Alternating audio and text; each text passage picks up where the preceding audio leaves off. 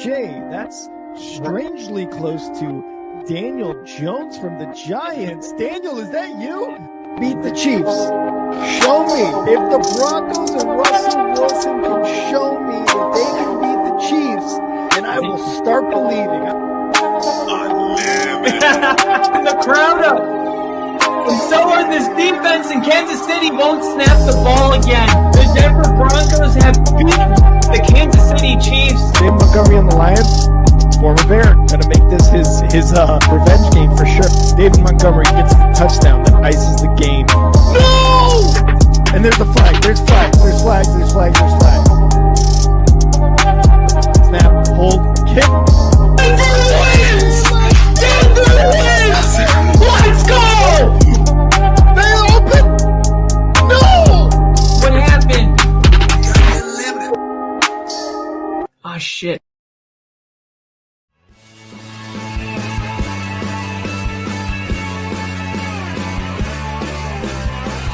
America is football. Football America is is football. Football is America. If you don't like it, you can kiss your candy ass on the moment in time. I don't give a damn. Oh my God. No! You love it. 30-27. Chiefs win. Chiefs win 30-20.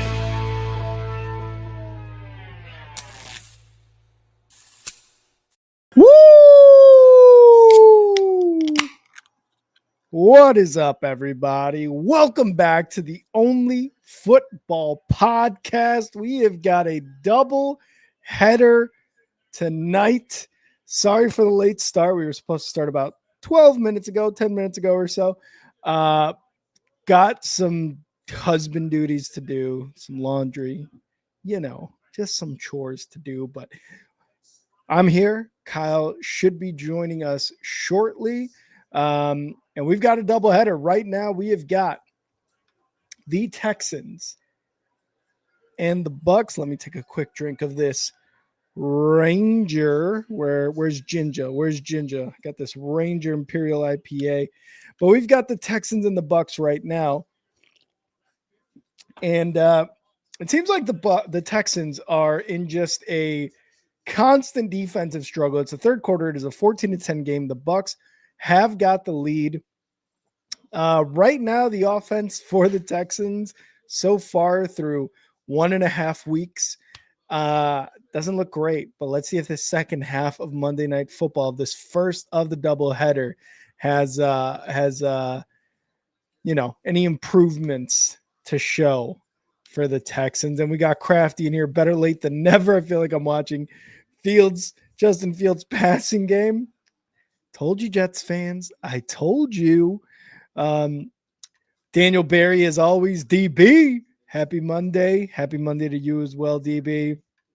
We got Richard in the chat as well. What's up, Richard? Liam.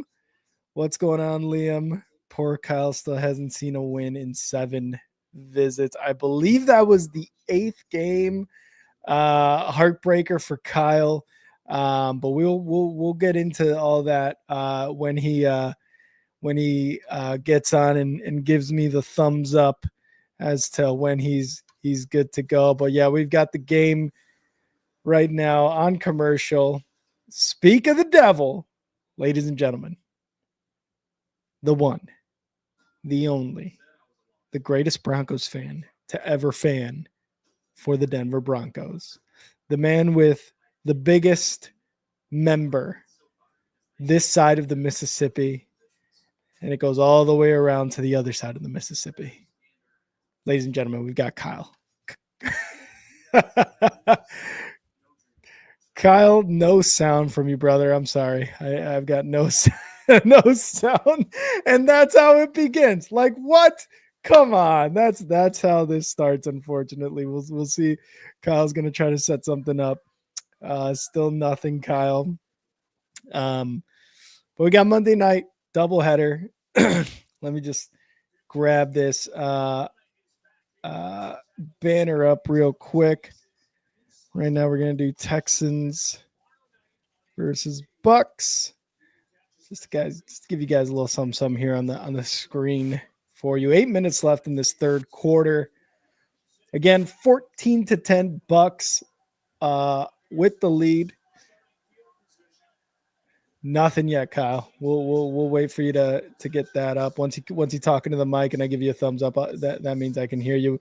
The Bucks starting from deep in their own territory in the 8-yard line.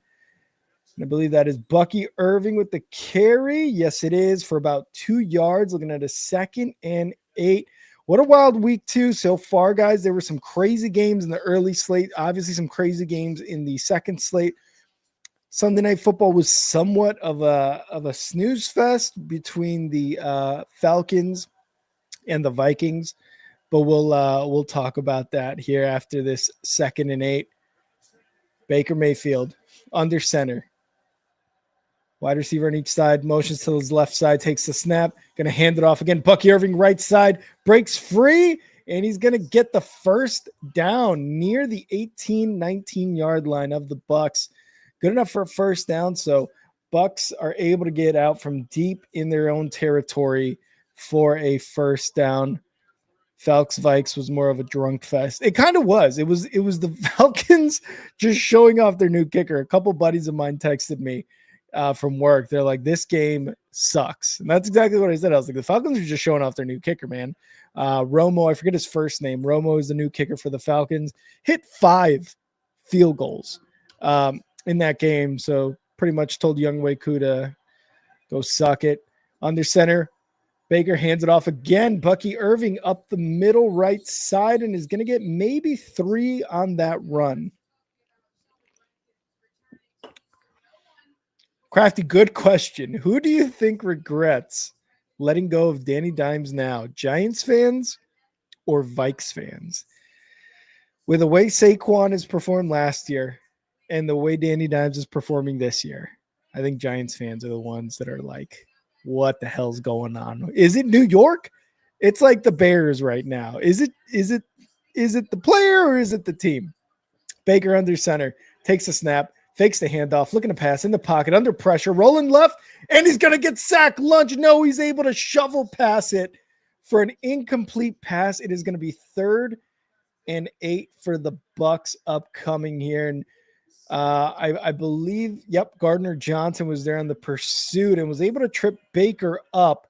And let's see, they're actually replaying to see if he got a knee down before he shoveled. No, he was still in the air when he shoveled past it. Still nothing, Kyle. I'm sorry, brother. But it's going to be a 3rd and long. And, oh, man, if he was able to just get that over to Otten, that might be a first down Bucks here. 3rd and 8, huge stand, takes a snap. Baker, quick throw right side, incomplete. Really good job by Stingley on the breakup there. And I believe that was Evans, if I'm not mistaken. That may have been Evans. Yes, it was. It was Evans on the pass. That's just, look, was he covered? Yes, but it's Mike Evans. I think Baker Mayfield over the years has built that rapport. And he's like, you know what? If even if he's covered, Mike Evans is going to do everything he can to try to catch that. So, and he was under pressure from his right side. Baker was. Texans defense showing out right now. Here is the punt by the Bucks. It's going to be recovered at around 35. Gets tackled inside the 35-yard line by the Bucks. Number 29. I'm not too sure who that is. CJ Stroud and the Texans coming out, trying to see if they can do anything here. CJ Stroud, 9 of 14 for 147 yards and 1 touchdown. We just saw Baker Mayfield. He is 15 of 22, 121 yards, 2 touchdowns.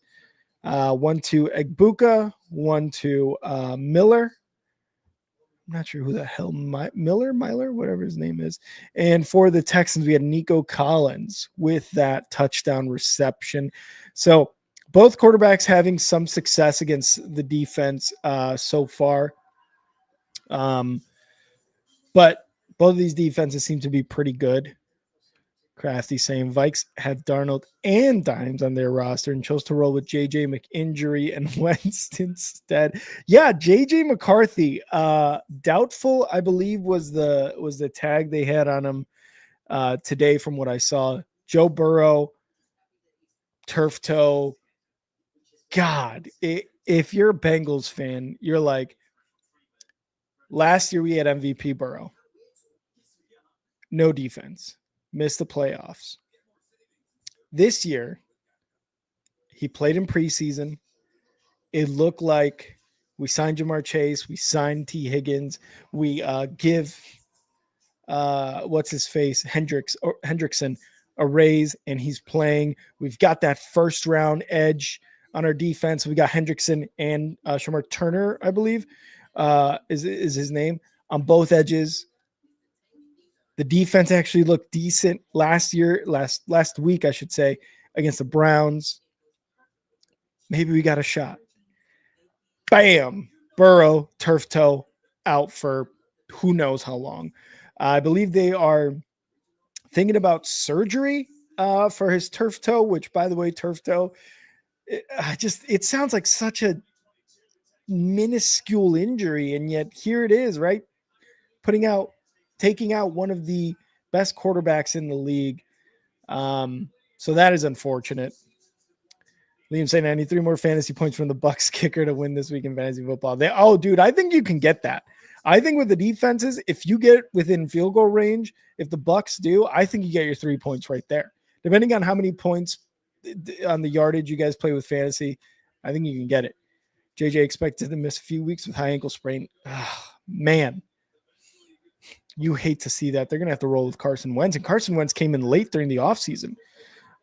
So that sucks. All right, 1st and 10 for the Texans at the 33-yard line. Takes a snap. CJ Stroud hands it off. Believe that is Marks, number 27, the running back for the Texans. Gets about 3 yards there. All right, we're going to try to bring in our boy, our sexy, beautiful boy, Kyle, back in. Kyle, unless there's anything you need for a couple minutes, just give me a thumbs up when you can. All right, we're going to wait here a little bit. But yeah, Crafty, to miss a few weeks, that sucks for JJ. All right, 2nd and 7. Under center, CJ Stroud motions right side, takes a snap, fakes the handoff, looking to pass. Under pressure, rolling back, rolling left, rolling back, throws it out of bounds. So it's going to be a 3rd and 7 upcoming for the Texans. You had gains there from the Bucks, putting on some pressure. Bengals probably could have won a Super Bowl already if they could keep Burrow healthy. Yeah. I mean, it seems like every other season for Burrow has been a bad one, which is unfortunate because when he's healthy, we saw last year, he can be the best quarterback in the NFL. Kyle, you ready? Not yet. All right. 3rd and 7. Takes the snap. CJ Stroud looking. They're bringing pressure. Sack. Lunch on Stroud. Nom, nom, nom, nom, nom, nom, nom, nom. This Bucks defense is making CJ Stroud look silly out there. Oh, that's right. Jaden Daniels is also questionable for next week. Man, this is a league of the best abilities, availability, and we saw how Jaden Daniels fared against that Packers defense, which is unforgiving and unrelenting on quarterbacks. So it's going to be a tough road for Jaden Daniels and he's also still a skinny guy. You know what I mean? Like Commanders fans hate to see their quarterback get hit. And the return for the Bucks punt is to about the 21-yard line. So Jaden Daniels questionable. JJ McCarthy out a few weeks. Joe Burrow probably out for a few weeks because of turf toe. There was another quarterback in Crafty. Maybe you know him or not. In my opinion, Bengals have had the best offensive weaponry of the past few years and a solid D as well. Well, last year it sucked. I mean, even if the Bengals defense was just average last year, they're making the playoffs and they're probably making it pretty handily. Purdy, that was the other one. Thank you for reminding me. Purdy's going to be out indefinitely, I believe. And we saw Mac Jones as well play on Sunday. But in terms of the Bengals, like defense, I don't know if they've had a solid defense the last 2 seasons, I would say. Before that, obviously, they were at least average, decent. They went to the Super Bowl back in 22. So they must have had some semblance of an average defense when they did that. If Jaden Daniels is out, should I start Tua or Dak? Dak all day, Liam. Dak all day. Tua, I wouldn't even. If you have Tua on your roster, drop him. Drop him immediately right now. Nothing in Miami looks good. And this is all my opinion, obviously, but nothing about the Miami Dolphins offense, really the team, looks good at all, in my opinion. Dak, Prescott, CeeDee Lamb, George Pickens, Jake Ferguson, Javonte Williams. That offense right now looks really good. That offensive line for the Cowboys looks really good. So if you're deciding between Dak or Tua, I mean, every 10 out of 10 times people are going to tell you to start Dak. Absolutely. Fields has a concussion. That counts as a quarterback. Oh, here we go. Fields is a running back talk. No, but you're right. He did also have a concussion during that game against the God, who do they play? Why am I forgetting who they played? Oh my God. Who was it? Oh, the Bills. That's right. The Bills. That was the Bills who they played. But yeah, technically counts. Crafty. All right, 4 minutes, 5 seconds left in this third quarter. 1st and 10, empty backfield for Baker. Takes the snap, looking to pass in the pocket. Right side fade route for Evans, caught. 1st down and more. He cranked that soldier boy there for all you guys at home. 3:55 and counting in this third quarter. Again, the Bucs are up by 4, 14-10. And that was on, I believe that's Stingley, number 24. Yep, Stingley Jr. He catches that over his head, had his eyes on it the whole time. And I mean, that's what happens with a Pro Bowl guy like Stingley. You kind of go tit for tat there. You're going to catch one, you're going to miss one. 1st and 10 at the 43-yard line. Baker back to pass. Quick pass left side for Evans again. Incomplete. Mayfield, I think, was just trying to get rid of it there. He was under some pressure. It's going to be 2nd and 10 here. And that was Petre, the safety for the Texans. In about 1 hour, the Chargers and Raiders are going to be coming up for the doubleheader for Monday Night Football, which I think around that time this game should be decided. But hey, if Sunday has taught us anything, it's anything could happen. 2nd and 10, Baker going to hand it off. Bucky Irving makes a couple guys miss. No, that's Rachaad White for a 1st down to the right side of the field. Rachaad White makes a guy miss, takes it to the right side of the field on that rush and gets 12 yards about. Al-Shair, I think, was the one who pushed him out. Great job on the offensive line. And I think, yeah, is that Otten on Stingley Jr. able to kind of set the edge a little bit there? Fields had 3 completions heading into the 4th quarter. 3. Yeah, that's what you get with Justin Fields. As a Bears fan, I know. Baker going to hand it off one more time, and they're going to get it to this. It is White again. Give it to the hot hand, and he gets, if not a 1st down, very close to one. Rachaad White showing that he still has that power in his run game. How long before Rodgers begins his effort to get Tomlin fired? It's already begun. It has already begun. We've seen some teams from week 1 be not so good week 2, and I think that's started. Handed off, Rachaad White up the middle, breaks free, left side all the way inside the red zone of the Falcons. They give it to Rachaad 3 straight plays, and for 3 straight plays, he busts for a good run. 12 yards, 9 yards, and I believe that was just over 7 yards on that rush. So he's got about 25 yards right now. Yeah, ground game really is working for the Bucs right now. Bucs just remember they have a 2nd running back. and you know, poor Rachaad White. because 2 years ago, he's the guy. He's the guy for the Bucks, right? And he's a power runner and he's able to break those tackles. But then Bucky Irving just bursts on the scene last season and pretty much takes the RB1 role from him. So, poor Rachaad White, but he's shown that he still has, something to offer to these guys. All right, taking a quick Bucks dominating with the run game as long as they remember to use it. Exactly. Exactly, Crafty.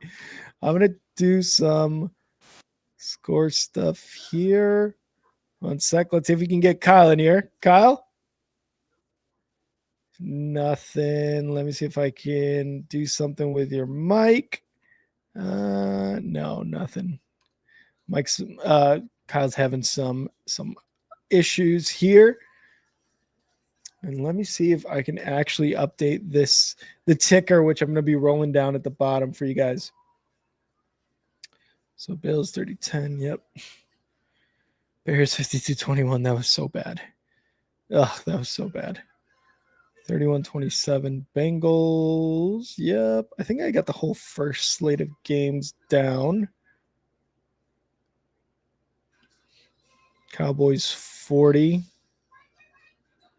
Yeah, that Cowboys Giants game, man, what a game that was.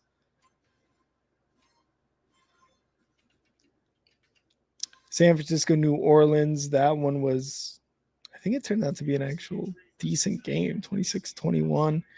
Yep, Carolina, Arizona turned out to be something. I mean, they were trying. You know what I mean? The Panthers were trying.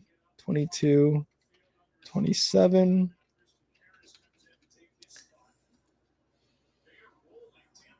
29-28. All right, we are back. Philly, of course, beats the Chiefs 20-17. And then Falcons destroy the Vikings 22-9. 22-6. And right now we've got the Bucks on top 14-10. All right. Ticker's updated at the bottom. I'm going to be showing it there at the bottom. Kyle is as mute as JJ's passing game. Wow. The Bucks, fourth most rushing yards per game in the NFL last year at around 142. So 2nd and 9 here for the Bucks. In the shotgun, Baker takes a snap, looking to pass over the middle, incomplete. And that was to Igbuka, I believe. Number 2. Is Igbuka number 2? Should be knowing this. I'm sorry.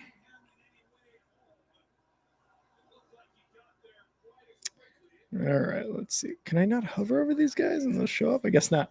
Okay.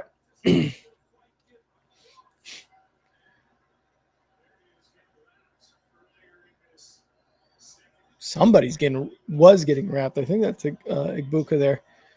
29 yards and a touchdown. Baker takes a snap in the shotgun, looking right side, fade route, Evans.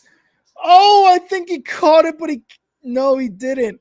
It looked like he could have caught it, but even if he did, I don't know if he would have had both feet in. A lot of pressure coming into Baker there too. Oh, Baker, not a great ball he threw. Man, Evans did also try to one-hand it there. But again, he wouldn't have been able to get 2 feet in. So Chase McLaughlin out for a field goal. Make it 17-10. Minute 5 seconds. Snap, hold, kick is... Oh, doink! Doink! McLaughlin doinks. Oh.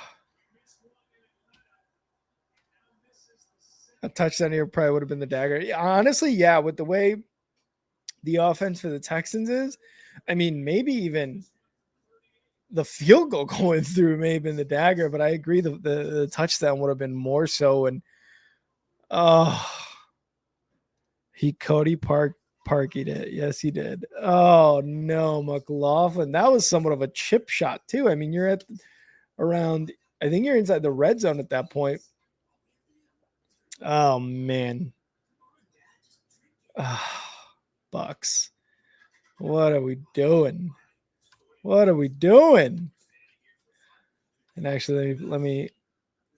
I'm gonna put 0-0. Well, not 0-0, but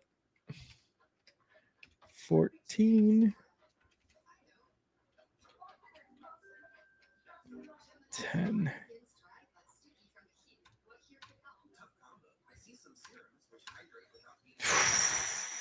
He Cody Parked it.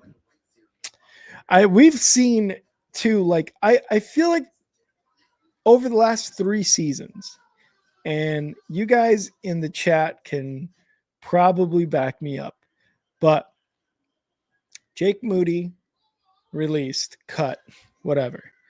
Young Wei Koo also cut, released by the Falcons. 2 kickers who have had a bad either first week or bad first 2 weeks. I think Young Wei Koo was, or Jake Moody was the one after the first week that got just, see ya, bro. You suck. See ya. But for the last 3 seasons, maybe even more, it feels like kickers are just on the chopping block almost immediately as the season starts. And it's for reasons like this. Like Chase McLaughlin, 33 of 34. I believe it was last year, or he hasn't missed since 2022. I believe it was the set that just popped up. But it seems like over the last 3-4 years, 3-4 seasons, kickers have had a very short leash amongst coaches' eyes. There's obviously a very, very, the position itself is obviously very, very important. I mean, you see guys like Aubrey, what's his name? The Cowboys kicker, Brandon Aubrey, kick 64-yard field goals and just be like, why can't we have that? And it's no longer that a 50-yard field goal is like, oh man, is he going to make this? It is, you have to make a 50-yarder. It's no longer, can he make this? It is, you have to make it. And as a Bears fan, Cairo Santos isn't that guy anymore. They gave him a 4-year deal, I think, the beginning of last season. So he's got 3 more years left, this one and through 2027. But you need a kicker who could kick a no shit, all confidence in the world 50-yarder. Stroud back to pass under pressure, rolling in the pocket, and is just going to throw it away under pressure. Oh, and a flag. This might be intentional grounding. I think he's pointing at one of his guys saying, no, I had a guy there. Oh, illegal contact. Oh, no. Benjamin Morrison, illegal contact on a receiver. Wow.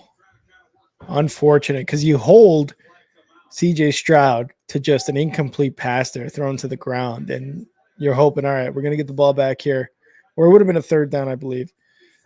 So we'll see what happens here. CJ Stroud throws left side. It's going to be to his tight end. I believe that's Schultz for about 9-yard gain. And ladies and gentlemen, what you've been waiting for, anticipating, honestly, at this point, is our boy, Kyle. Kyle, you're here. Let's test out. Yes. Hey, there we go. There he is. Little laggy, but I think it'll fix itself in a second. Yeah, it should work itself out. So Kyle, Bucks 14-10. This is the 2nd week in a row. It seems like the Texans are struggling with the opposing defense while having one of the elite defenses, on their side. What are you thinking? Obviously, the Texans changed their offensive coordinator this season as well. Is this going to be, you think, consistent throughout the season? Maybe not. Gosh, my freaking camera. Yeah, all good, brother. All good. Hopefully, here I'll give it like a minute to. Yeah. I made it do a lot. you're I restarted it like 3 times. I was gonna say, like, you're you're like telling it like everything to go at the max amount of power right now. I'll read this quick comment here by Crafty. I never understood why any team would struggle to find an elite kicker. Surely there's at least 32 people on the planet to choose from who can kick competently. And I agree, man. Like, there's more Brandon Aubreys out there. I don't know. It just seems like even Younghoe Koo last season, the season prior, it seemed like he was going to be a guy because he did kick. He made some field goals in those crunch time in game-winning situations. And you're like, all right, maybe this guy does have ice in his veins. And now you see he's no longer on the Falcons. But I still agree. Like, there's got to be someone you could put out there. I think I was talking to Kyle about this last week. It was either during our predictions episode or during one of our streams of the games, where I was like, the Bears haven't had a good kicker since Robbie Gould left. You know what I mean? Like, the Bears have not had a good kicker one bit since Robbie Gould left. Cairo Santos has been the best guy we've had in a really long time. We tried out Cody Parkey. We tried out Eddie Pinheiro. We had Bates, I believe, the Lions kicker right now, because Cairo Santos was out. We had a competition back when the year after Cody Parkey double doinked it to find a kicker. And it just, I don't know what it is, man. It does seem like it is an impossible task to accomplish for the Bears and a couple other teams. Let's see if Kyle's back here. 2nd and 1. Still laggy. Yeah, still just a little laggy. 2nd and 1. Scrambling. Stroud's going to take this for a first down. No, he's going to throw it. First down and way more, up to the 30, 25, all the way to the 23 is who is that?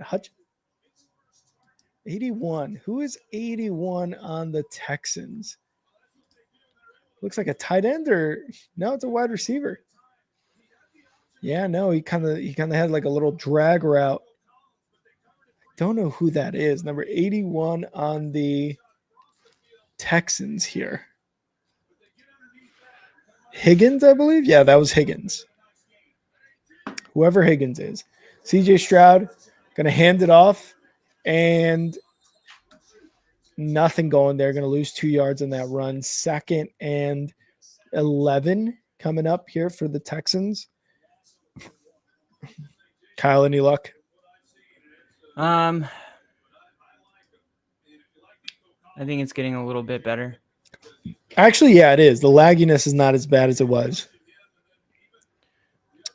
Yeah, Jaden Higgins. A minute to kind of catch settle up. in. Yeah. 2nd and 11 in the shotgun. Takes a snap. Stroud back to pass, looking, scanning the field, moving a little bit to his left. Throws. Tipped up in the air, incomplete to Nico Collins, and it is going to be 3rd and 11. They are so close to the red zone here. And CJ Stroud saying something to the sidelines. Not sure if maybe he's talking to an official or to a coach. Maybe he wants a flag. Either way, still under pressure. This defensive line for the Bucs, they're not even adding any additional guys here on the pressure. It's just the defensive line alone. And Nico Collins just could not bring that in at his fingertips. Incomplete pass. It's a good thing it didn't tip right back to that Bucs defender because he was ready to intercept that off the tip. 3rd and 11 at 24. Back to pass. Stroud. Quick over the middle. Pass. Caught. And I believe that's Schultz inside the 10. Inside the red zone, inside the 10-yard line. They're threatening to score. Let's see if the Bucs defense can hold. 4th quarter has started and just under 13 minutes, just over 13 minutes left in this game. Dalton Schultz coming up big on that play. Are we in sync, Kyle, or am I a little bit ahead? I'm still trying to pull it up. Gotcha. First and goal for the Texans here in the shotgun empty backfield. CJ Stroud circling Nico Collins, takes the snap, looking, quick pass, slant for Nico Collins, and he's going to be down at the 1. Perfect play call there. They circled Collins because they knew he's the go-to target. He's the guy that the Texans are going to go to, and CJ Stroud's going to go to. So down at around the 1, and the Bucs were bringing pressure, but CJ Stroud was able to let go of that ball pretty quickly. Catch. Yeah, it looks like it's a 1. Was it an incomplete pass? No. They're at the 1. Second and goal. Stroud motion, takes the snap, going to hand it off, and the Bucs hold. They do not get past the goal line. They get back to the line of scrimmage. That was Nick Chubb, number 21 on the Texans there. Unable to get past the goal line. That was Vita Vea on the tackle and the stop. Vita Vea is just a force to fucking reckon with. My God. He moved his guy back, Tomlinson, number 75 for the Texans, and was still able to tackle Nick Chubb. Force to reckon with right there. Third and goal.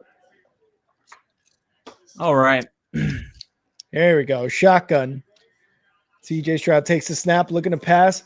Pressure, left side, right side to Nico. Uncatchable. It went outside. It went out of bounds, I should say, for Nico Collins. He dove for it. I think he was going to try to drag his feet, but unable to bring it in. I think it hit the fingertips again. He made a really good move there on, what is that, McCollum? For the Bucs. Off the fingertips. If he catches that, both feet are dragged. That's a touchdown. Unfortunately, can't bring it in. Fourth and goal, 11-19 left in this fourth quarter. I mean, you're going for it here regardless if you make it or not. In the shotgun, CJ Stroud takes a snap, going left, throws it, left side of the end zone, incomplete. I don't understand this decision. As somebody that hasn't been dialed into this game to the point where you become unaware of the right thing because you're just trying to force it. It's 14-10. How is a field goal not the right decision? I don't understand this. More so than that, I think too. If you're gonna go for it, why not run it? You're at the 1 yard line. I understand Vita Vea just kind of clobbered Chubb there, but you're at the 1 yard line. I think your line can do well enough to get you 1 yard on a touchdown run. Yeah, it's like, know what kind of game you're in. It's 14-10. I could understand if they were down by 10 points. It's the fourth quarter. I mean, still, if you're down 10, you need the 3. So yeah. But okay, let's say they were down 13 or something like that. But dude, it's a 4-point game. A field goal brings it within 1. That is crucial. You get the ball back to the Texans, and they go down and score a touchdown. Yeah. You can still tie the game with 1 possession if you score and go for 2. Yeah, and your defense has shown, the Texans defense has shown that they could stop Baker. They could stop Mike Evans. They could stop Igbuka if needed. I mean, that's the kind of defense that the Texans have. So I understand. I get that too, because now if you don't take the field goal, okay, the Bucs are going to start off at the 1 here on their next possession. When you get the ball back, if you're getting the ball back because you're trusting your defense, if you're down 1, you just need to get in field goal position to get the lead. But now you definitely need that touchdown, because you don't know if we get a punt, our defense stops it, we get a punt, we get the ball back, how much time are we taking off the clock to get down to at least field goal range? Because if you don't get the touchdown, you're not getting the lead. You go for a field goal, you're still down 1. You're going to kick it off to the Bucs. How much time can they take off? So it becomes like a timing game now too. So I get your reasoning for that, Kyle. Yeah, and it's even if the I'm just this week specifically. Mhm. I'm really fed up with coaching. I mean, it's like the Yeah. coaching has just been so bad in the NFL. Mhm. Like this is one of those games where it's 10-14. You just tried to score 3 plays in a row. What made you think that something magical was going to take place on the 4th? Like Baker hands it off. Bucky Irving left side and is going to get 2 yards up to the 4-yard line. it was a goal line stop Mhm. over and over and over. And instead of them being like, okay, fair enough, good defense, we're going to bring it within 1. You get, in my opinion, you get cocky and you end up getting sucked into the game like a gambler. And Yeah. we have to score here. No, you really don't, because the worst thing that could happen is the Texans get the ball and they're in field goal range. They need a touchdown to win the Mhm. game because they declined 3 points just now, which is And what's going to happen. the Texans are able to stop Bucky Irving, but there is a flag on the field. And Baker pointed back at the official and was like, give the flag. And as soon as he saw the flag, Baker celebrated. Personal foul face mask on the defense. That's what you can't do. Oh, yeah. It looked like he was taking his helmet off. Oh, Christian Harris. Big mess up by Christian Harris on the defense. And he's running off the field. They're saying, get off the field, dude. I just bought a milk carton and Nick Chubb's face is on it. Oh, someone's missing. He octopused his helmet.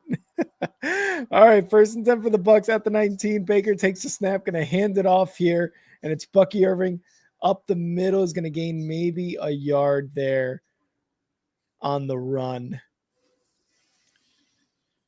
The defense tried. It looked like a really good stop by the Texans defense. It looked like it was going to be a 3rd and long for the Bucks, 3rd and 7 or so. And instead, face mask penalty gets them a 1st down close to the 20-yard line. And they've got room, just under 10 minutes now in the game left. Bad penalty there. 2nd and 10 for the Bucks. Let's see if the Texans can stop him here and get the ball back. Motions left side. Takes the snap. Baker, quick throw right side. Odd and unable to bring it in. I think he heard the footsteps there. I think that decision is going to cost them this game. The going for it on 4th. Goal.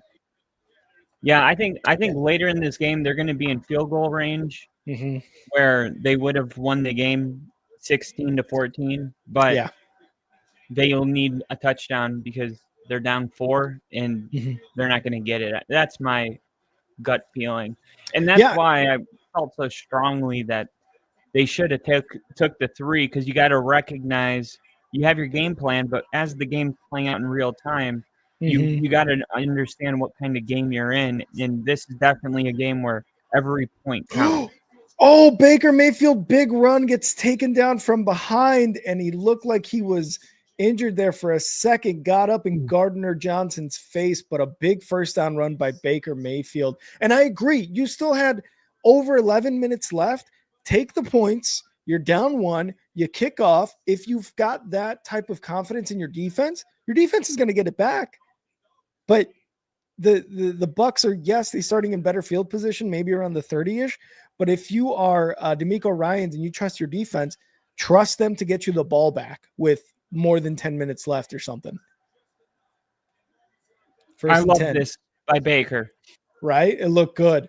Quick throw left side and caught, but immediately hit. And are we synced up, or do you need me to pause it real quick? Yeah, I'm seeing the replay of the Baker run. Okay. Give me 1 second. Let me get my remote. Okay. And Baker under center. Ball snap. Fake handoff, looking to throw, set up screen. Bucky Irving hit right away. Yep. Flag down. And that is going to be a defensive holding, I believe it was, on number 4. Let me know when they show D'Amico Ryans after the replay of the penalty. We got KC in the chat. Baker, you want a piece of me, Mayfield. Love it. And seeing the replay. Haven't Yep. seen D'Amico yet. You'll see it here in a sec. Riding him up the field. I didn't see much there. D'Amico. All right. 1st and 10 at the 41-yard line. Baker under center. Motions right side. Motions left side now, and they're going to call the play dead. There's a flag, and it might be illegal. Oh, false start on the Bucks, number 15. Sterling Shepard, number 17, I should say. For Bill. Ex-Giant. Yeah, there you go. For Bill. Hey! Man, Kyle, can you imagine if the Browns had a quarterback like Baker on their roster? I couldn't imagine letting Baker walk. 1st and 15, Baker going to hand it off, and it is going to be Bucky Irving right side. Makes up the yardage on the penalty on that 1st and 15. It's going to be 2nd and around 10, if not 2nd and 9 coming up for the Bucks here. That run had me feeling nicey. All right. Well, it looks like Kyle's mic cut off again. 2nd and 10. 16 rush attempts, 71 yards with a 4.5 average. That's got me feeling nicey. 3rd and short. After that pass to the left side by Baker. Was that the guy from Good Morning NFL or Good Morning Football or some shit like that? No, that's Gruden's feeling nicey segment where he picked like a player and he'd be like 400 yards passing, but he looked like possessed while he did it. Like, gotcha. Like that's got me feeling nicey. That's got me feeling nicey. 3rd and 3, back to pass. Baker under pressure, rolling right, and he loses the ball. Rashad White comes up with it. Oh, they're going to lose yardage, and it's going to be. I hope Baker's okay here.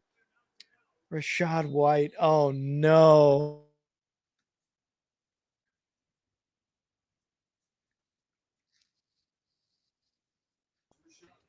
Oh, and so D'Amico, right? This is the whole reason what you were saying earlier. This is why you want to take the 3-pointer there on that 4th and goal, because you would hope what you're expecting actually is if you're D'Amico Ryans is for something like this.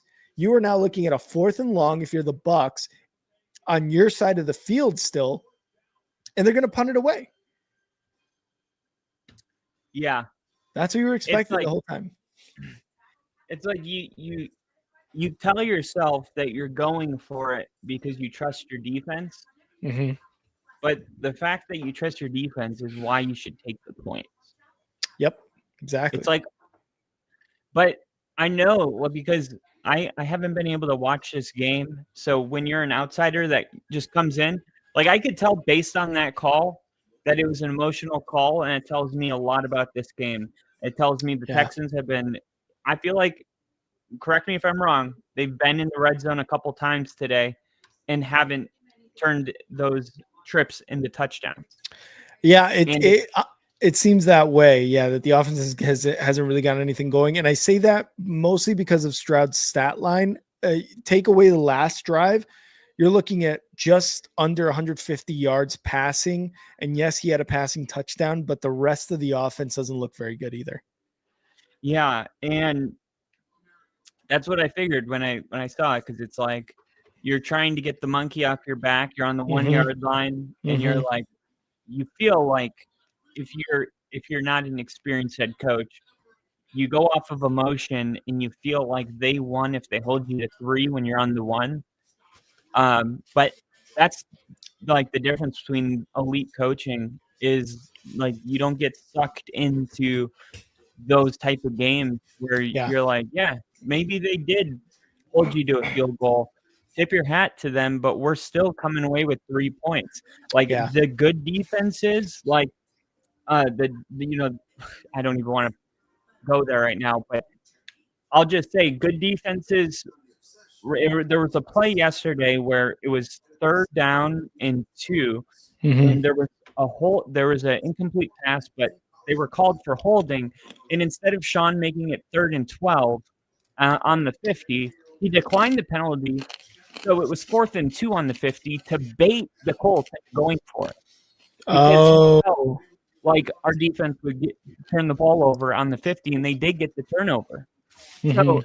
these good defenses, man, they want you to make an emotional decision and go for it on the 1-yard line. Right. You know, they're Mhm. like, yeah, come away with 0 points. Do me Yeah. a favor.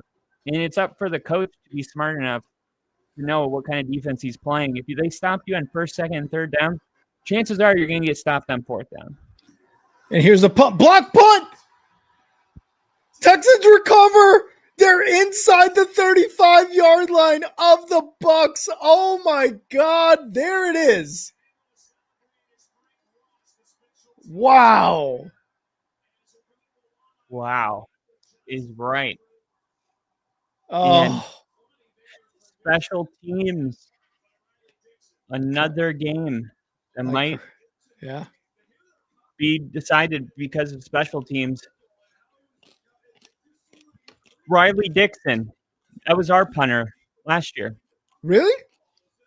Yeah, we drafted a punter out of Florida in the 7th round, the Australian. He's the reason we're allowed to have 54 men on the roster because there's a new international rule where if you have an international player, he doesn't count against the 53 man. Wow. So at the But 35, he Stroud, was pretty quick good last year. pass, incomplete.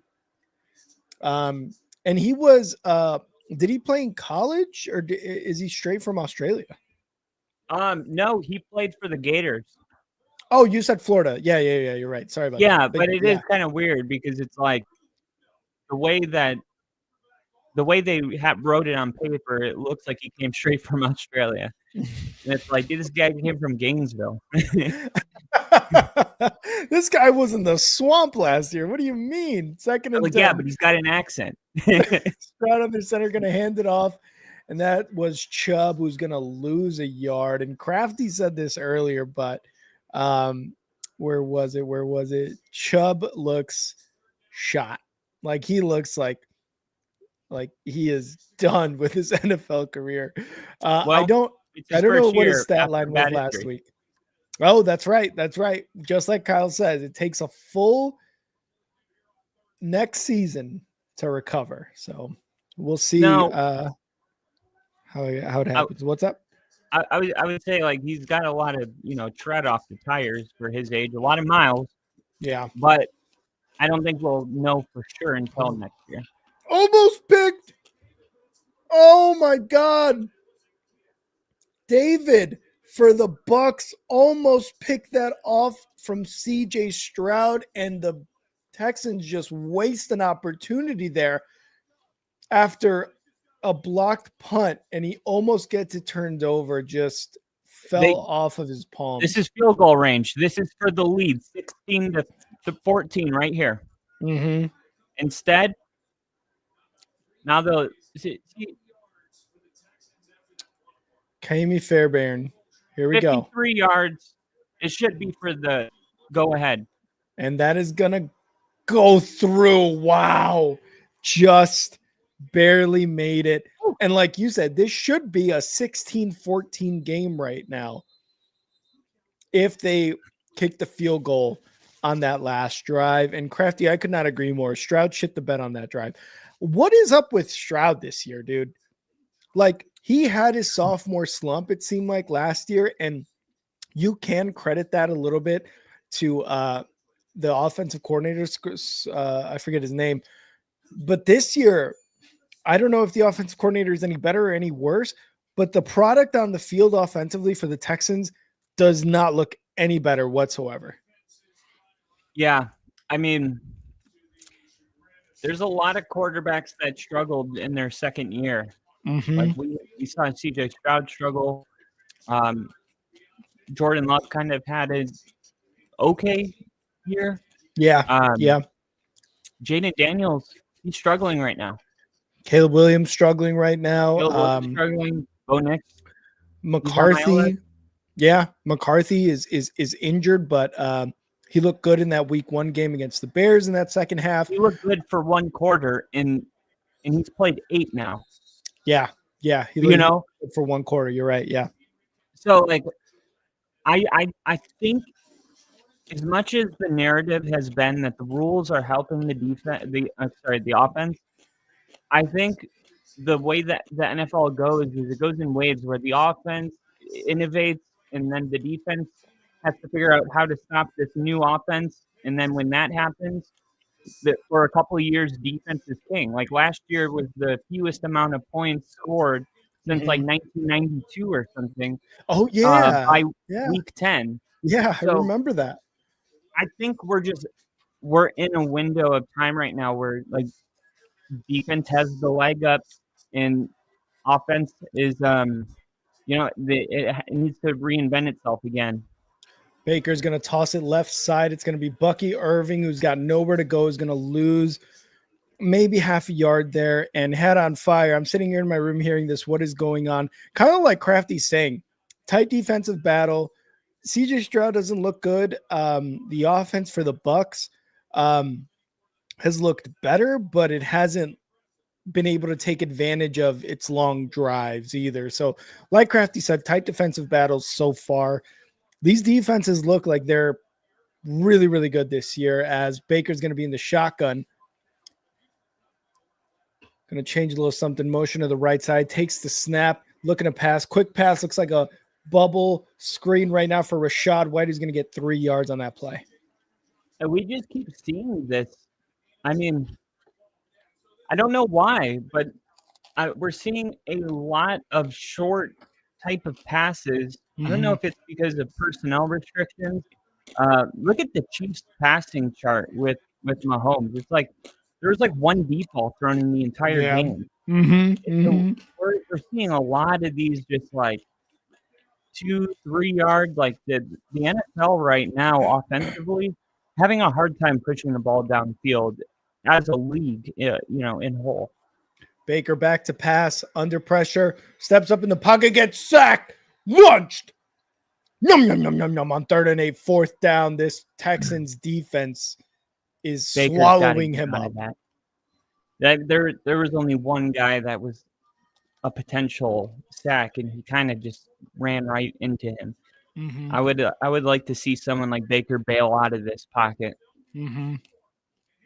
I like that he's got the cojones to stand there and not run away, but you gotta see right here, 77. He's getting beat. He's going against one of the best pass rushers in the game. Try to get it away from there. It's a 3rd down, crucial 3rd down. That punt's going to be fielded at the 21, makes one guy miss, gets open to the 30, 40, 50, one guy to beat, 30, inside the 30-yard line of the Bucs, but there is a flag. Wow. Special teams. And the flag back on the Houston 30-yard line. We'll see. We're seeing special teams for the Buccaneers continue to try to hand this game to Houston. No foul. There is no foul. So what's the flag then? You threw it for fun? I think so. They were getting antsy. They're like, we haven't thrown a flag in a while. We better just do it just in case. I always think like if you're gonna go on the air and say there's no foul after throwing a flag, I think it should be a rule that you have to tell us what you thought the flag was. If I'm being honest, that first missed tackle, the guy who almost got to the punt returner there, it looked like there was a block in the back by the Texans. It wasn't that Yeah. obvious, but it looked like that. Especially with all the scrutiny with betting and stuff, I feel like the NFL as a brand would benefit from them not just being like, there is no flag, and picking it up and putting it back in your pocket. Yeah, at least let us know what you fucked up on, right? Yeah. 1st and 10, 3 minutes left. CJ Stroud under center, takes a snap, going to hand it off. And that is, I believe that is Chubb for maybe a yard. Yeah, that's a yard. Well, it looks like Houston's going to be in position here. Time management. If I'm Tampa, I'm calling my timeout. I don't understand why they're basically saying, yeah, Houston's probably going to get a first down, and we don't want to get caught calling over a timeouts now. Then they pick up a first down and we don't get the ball back. So they are not betting on their defense by doing this, because if, let's say, Houston does pick up a first down, they can only pick up one first down. Chubb, first down, 10-5, touchdown, Texans. Chubb finally comes through and has a rushing touchdown. And honestly, if you're the Bucks, you want that to happen right now. You do want it to happen, but you could have called the timeout and you would have 2 minutes and 40 seconds instead of 2:10. I mean, I would rather have an extra 30 seconds and then have, because look, if they go for two to make it a 2-possession game, I don't know about that, because no, it would be a 1 possession. It'd be 21-14. But if they don't get it, yeah, and Tampa scores, they don't even have to kick an extra point. Exactly. Yeah. Whereas at least you're putting the pressure on the kicker, who's the special teams for Tampa has been struggling. 2 mistakes on 2 straight, block punt, big return. You got that kicker, a little nerve, the special teams. If he misses it, you go to overtime. What do you think? 2-point attempt here. Stroud under pressure gets sack launched. 2-point attempt is failed. Honestly, it seemed like there was a defensive player for the Bucks offsides there. But I don't understand why the Texans continue to deny themselves points on I mean, it's like yeah. What's your thinking on this? My thinking is, if Tampa scores, I want their kicker to at least have to kick a 35-yard field goal for the win. The extra point would then be for the win. And based on how the special teams has gone, it's not a guarantee that Tampa would make it. But now, because you gambled and you haven't had any success on the goal line against Tampa, and you roll the dice, now Tampa scores, they don't even need to kick an extra point. You could have had the pressure on that kicker. Yeah. I honestly, if I'm Chubb, I go down at the 1 instead of running it in. I should, because what happened as the kickoff. Texans might not have scored, though. I mean, they might not have, but at least they could take off a lot of time and get the win with a field goal. I mean, maybe, because the Bucks still have all 3 timeouts, so it would be difficult. And actually, now that I think about it too, Chubb goes down at the 1. They run a play, get it all the way down to the 2-minute warning.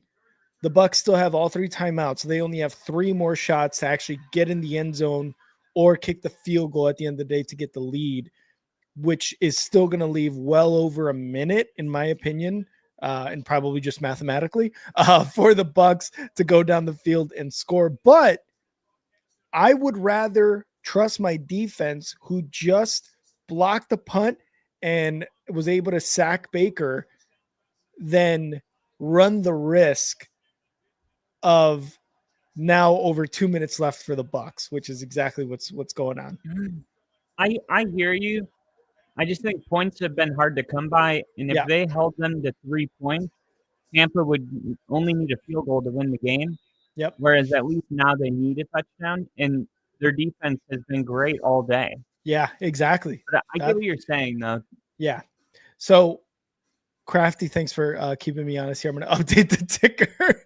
So the Texans are able to score. They go for 2 points, but unable to convert. Now the Bucks run a play. They get a first down there on that pass to Bucky Irving for a first down. 2-minute warning has come in this first of doubleheader Monday Night Football games. But yeah, man, this is kind of what I was going to say this earlier, but last week, Sunday Night Football, Bills-Ravens, this is where Jair Alexander fucked up because Keon Coleman, when he got that pass from Josh Allen, it seemed like he was full steam ahead, didn't even think about time, about the game, whatever. He was going to try to score, and Jair Alexander tackles him. What do Josh Allen and the Bills do? They run the time all the way down, kick the field goal, and win. Whereas in this situation, kind of how I was saying earlier, Chubb goes down. Sure, the Bucks have well over a minute to maybe get the lead if the Texans are able to score either a touchdown or a field goal. But you have way more confidence in your defense and your offense at this point. Yeah, definitely. And the Texans, too, have 3 points off the board, which would have made it a 2-possession game. Mm-hmm. Mm-hmm. And if Tampa goes and wins this game by a score of 20-19, that field goal is going to be the reason they ended up losing this game. That one decision, which is like hardly you had to be a football expert to know that was going to bite him in the ass. When you're watching a game be played out where every point is having to be earned, it was obvious that one way or another that was going to come back. And it already is, because this should be a 2-possession game. Yeah, and it looked like there was 2 blocks in the backstairs. They're replaying this right now. One on Miller, one on that gunner that was there for the on that punt return. To me, it seemed like there was blocks in the back, especially that first gunner who got to the ball pretty quickly. But regardless, it is what it is at this point. 1:56 left, 1st and 10 for the Bucks, who need a touchdown at minimum. They just need the 6 points at this point to be able to win this game, come out of Houston with a win. But the defense has been holding. Baker, shotgun, takes the snap, looking to pass, dumps it off to his running back, and that is Bucky Irving. And I believe he got back to the line of scrimmage, if not losing a yard. They're going to call it a 2nd and 10. Bucks have all 3 timeouts. Takes the snap. Baker back to pass. Looking. Going deep left side. Mike Evans unable to contort his body in an angle to catch that ball. 3rd and 10 upcoming. You just need a first down to keep the drive going. Again, the Bucks have all 3 timeouts. Mike Evans, 45 yards on 4 receptions and 10 targets. Let's see if Baker goes to his favorite target again and is able to get this first down on this 3rd and 10, or if the Texans defense can hold. Baker's in the shotgun. 4 receivers wide, running back, takes the snap, looking to pass, in the pocket, rolling right, moving his guy, throwing deep, incomplete, Igbuka. Oh no, it was in his hands. Oh my God. Oh no, Baker. I thought he was going to get the game-winning touchdown on this drive. And honestly, Baker didn't throw the best ball, but Igbuka, you've got to come up with that. And he would have been hit as soon as he caught it. Oh, but Baker, though. You got to both. It's both. Yeah. Like, you got to catch that ball, and Baker, you have to throw a better ball. Back to pass, Baker in the shotgun, 4th and 10 under pressure. Baker gets out of it. He's going to get a first down on the feet. He's rolling out, and he gets to about the 47-yard line. First down, Bucks. Wow. Baker doing it himself right now. Let's go.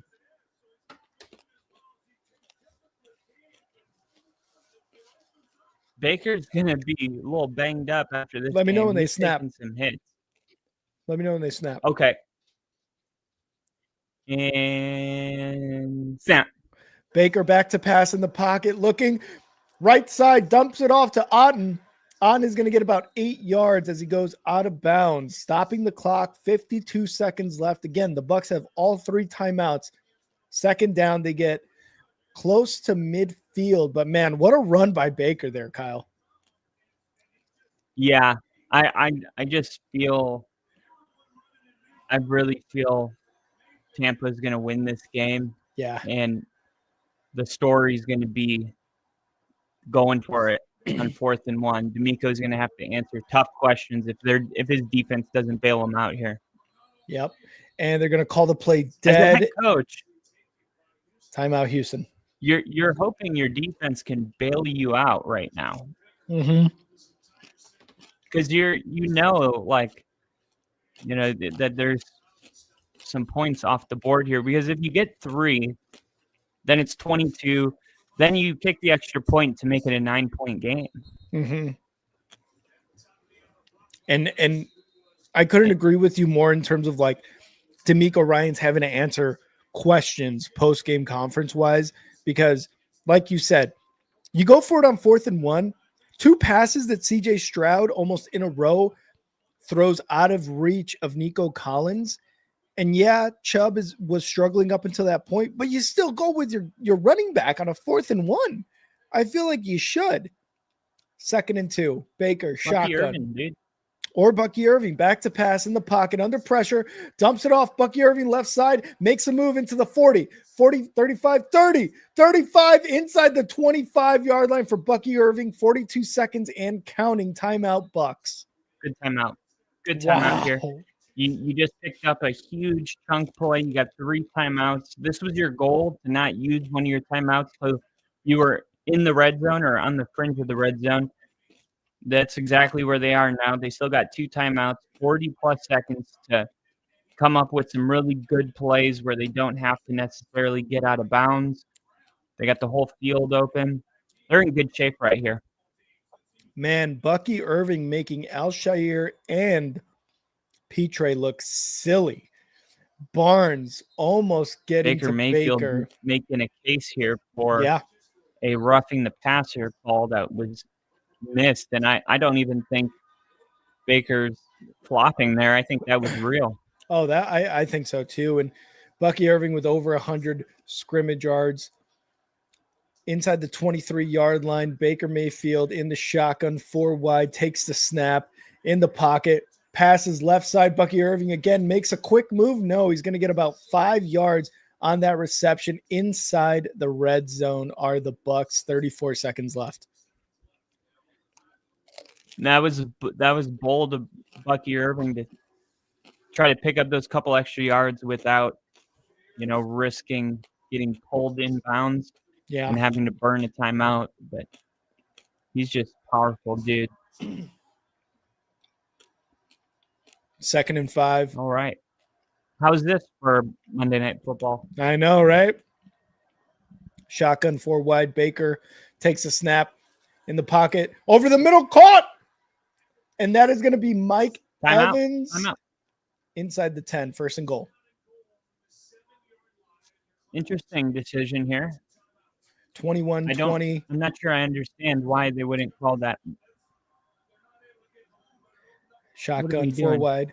Baker, quick pass left side, and it's going to be, I believe that's Otten with about, I think he got out at about the 3-yard line.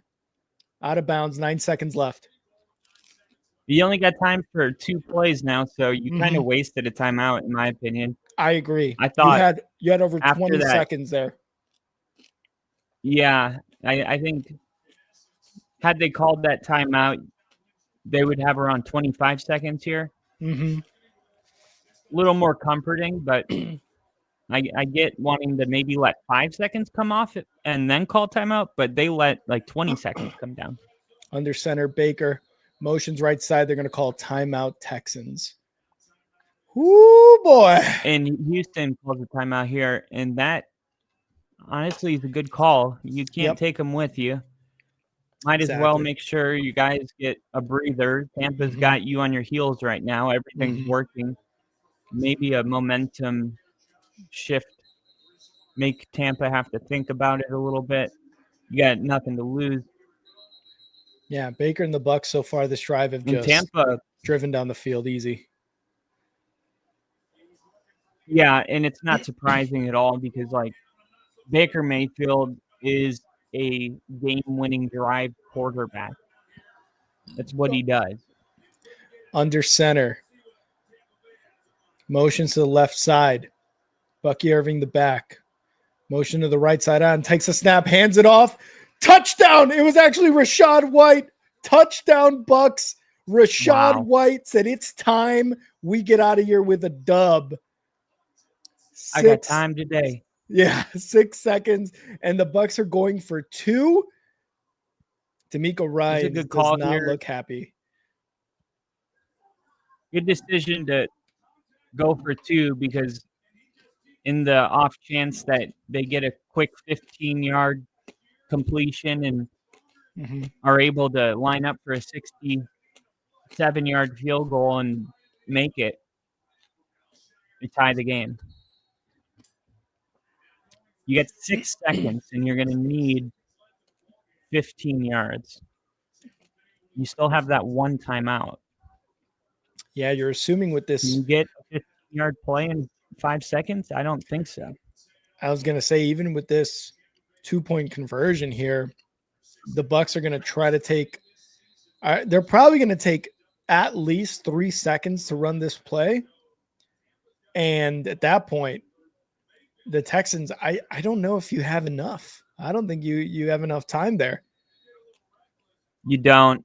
And it's not to beat the dead horse, but this right here should be to tie the game at 22.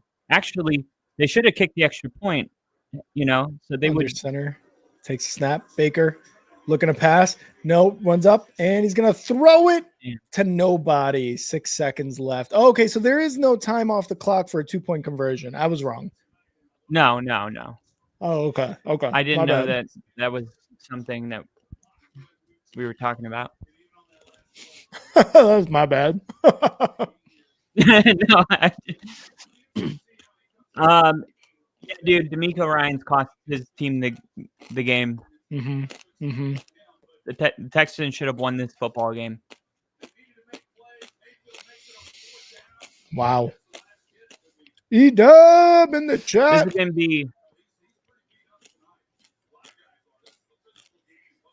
Now, do you know, was there any other drives where he decided not to go for the points, or was it just that one?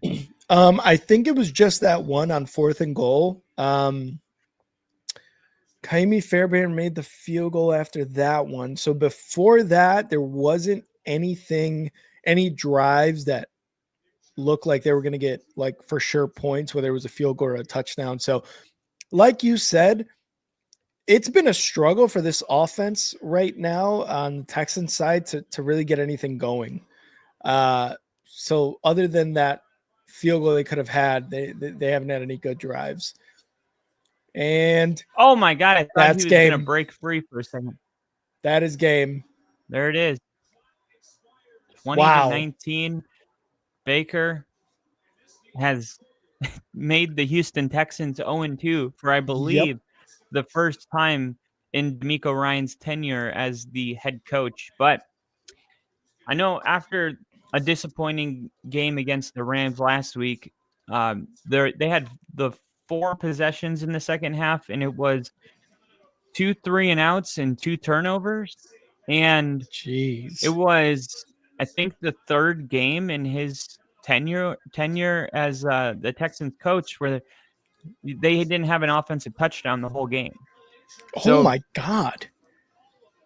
We have seen their offense struggle at times, but I don't believe we've seen it back-to-back weeks.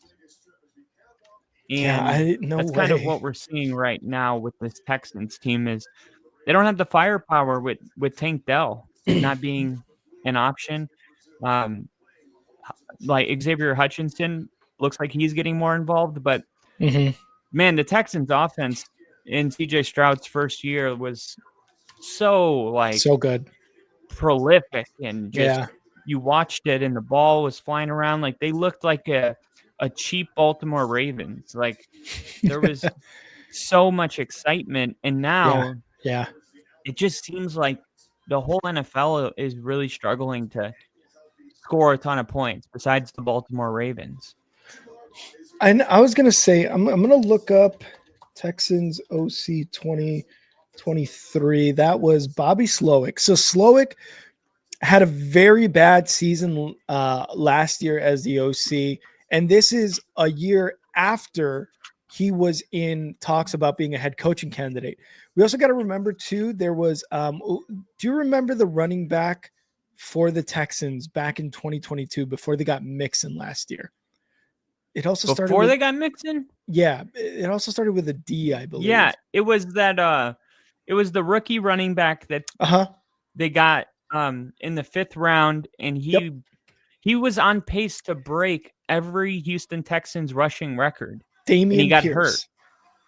Damian Pierce. Yeah. So back in 22, you had CJ Stroud come in, you had Will Anderson Jr., both first rounders come in for the Texans. You had Damian Pierce as well, like you were saying, as a 5th rounder, rushing the ball just great. Like a running back, like you said, he was about to break all these rushing records. CJ Stroud had an amazing rookie year. Will Anderson Jr. Was defensive rookie of the year. That whole team in that year, it seemed like, again, complete, right? It seemed like, okay, we've got young guys. We're going nothing but up here in Houston. Then what happens the following season is Damian Pierce doesn't look very good. You bring in Joe Mixon, but I believe, correct me if I'm wrong, was he not injured for a little bit of time there? Yeah, he was. I think he was injured going into the first season. Oh, okay. So maybe they didn't have him until like week 3 or something like that. Also, Tank Dell, Nico Collins, injured throughout that last year. Bobby Slowick, unable to call an offense. The offensive line still needed upgrading because his rookie year, CJ Stroud was under pressure a lot, and it seemed so the same last year. And they didn't make any improvements to the offensive line. They got some guys from Minnesota, but then they let go of Laramie Tunsil. It just seemed like that whole 2022 Texans team went from bright future to bottom of the AFC South right now. And Ginger brings up the Colts are atop the AFC South right now. And I thought it was going to be the Texans at this point, but nothing really has improved. If anything, they have gotten worse as a team. And it sucks because CJ Stroud had such a promising rookie year. Second season, sophomore slump. Third season doesn't seem to be going any better for the Texans. On the other side, the Bucks, man, I mean, it's Baker Mayfield. It's Mike Evans. They bring in Ibuka. You've already got Rashad White and Bucky Irving. Tristan Wirfs being out, that sucks for the offensive line. But from what I'm seeing, they're doing enough to keep Baker upright. Yes, was he under pressure this game? Absolutely. But you're going up against a very good Texans defense. But they were doing enough, man. They're going to get Tristan Wirfs back eventually, and the rest of this offense is just killing it right now. Yeah, and this is another team that I think is falling into the category of the offense is having problems because they've decided to invest their money elsewhere. Like you saw, they decided Laramie Tunsil was going to go to the Commanders. And you look at the Texans, and there's some fans out there from the Texans saying that CJ Stroud's the problem, know, that he shouldn't have gotten paid. And these type of fans are unusually loud when you put it into perspective that, like, the Texans, people don't remember the Hoyer days, the Fitzpatrick days, the What, you have a what was his 23-year-old name? quarterback with 2 playoff wins. Who was the Broncos know, quarterback they paid a ton of money to? Oh, Brock Osweiler. Brock Osweiler, Like, yeah. You have a quarterback that's only 23 years old that has 2 playoff wins, and they have made your team relevant. And they've won their division 2 years in a row. But like the Texans' issues, I believe, is that they've whiffed at every opportunity to rebuild their offensive line.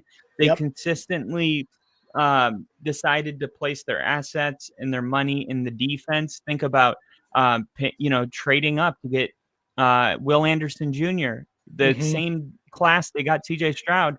They could have gotten the best offensive lineman in the draft instead.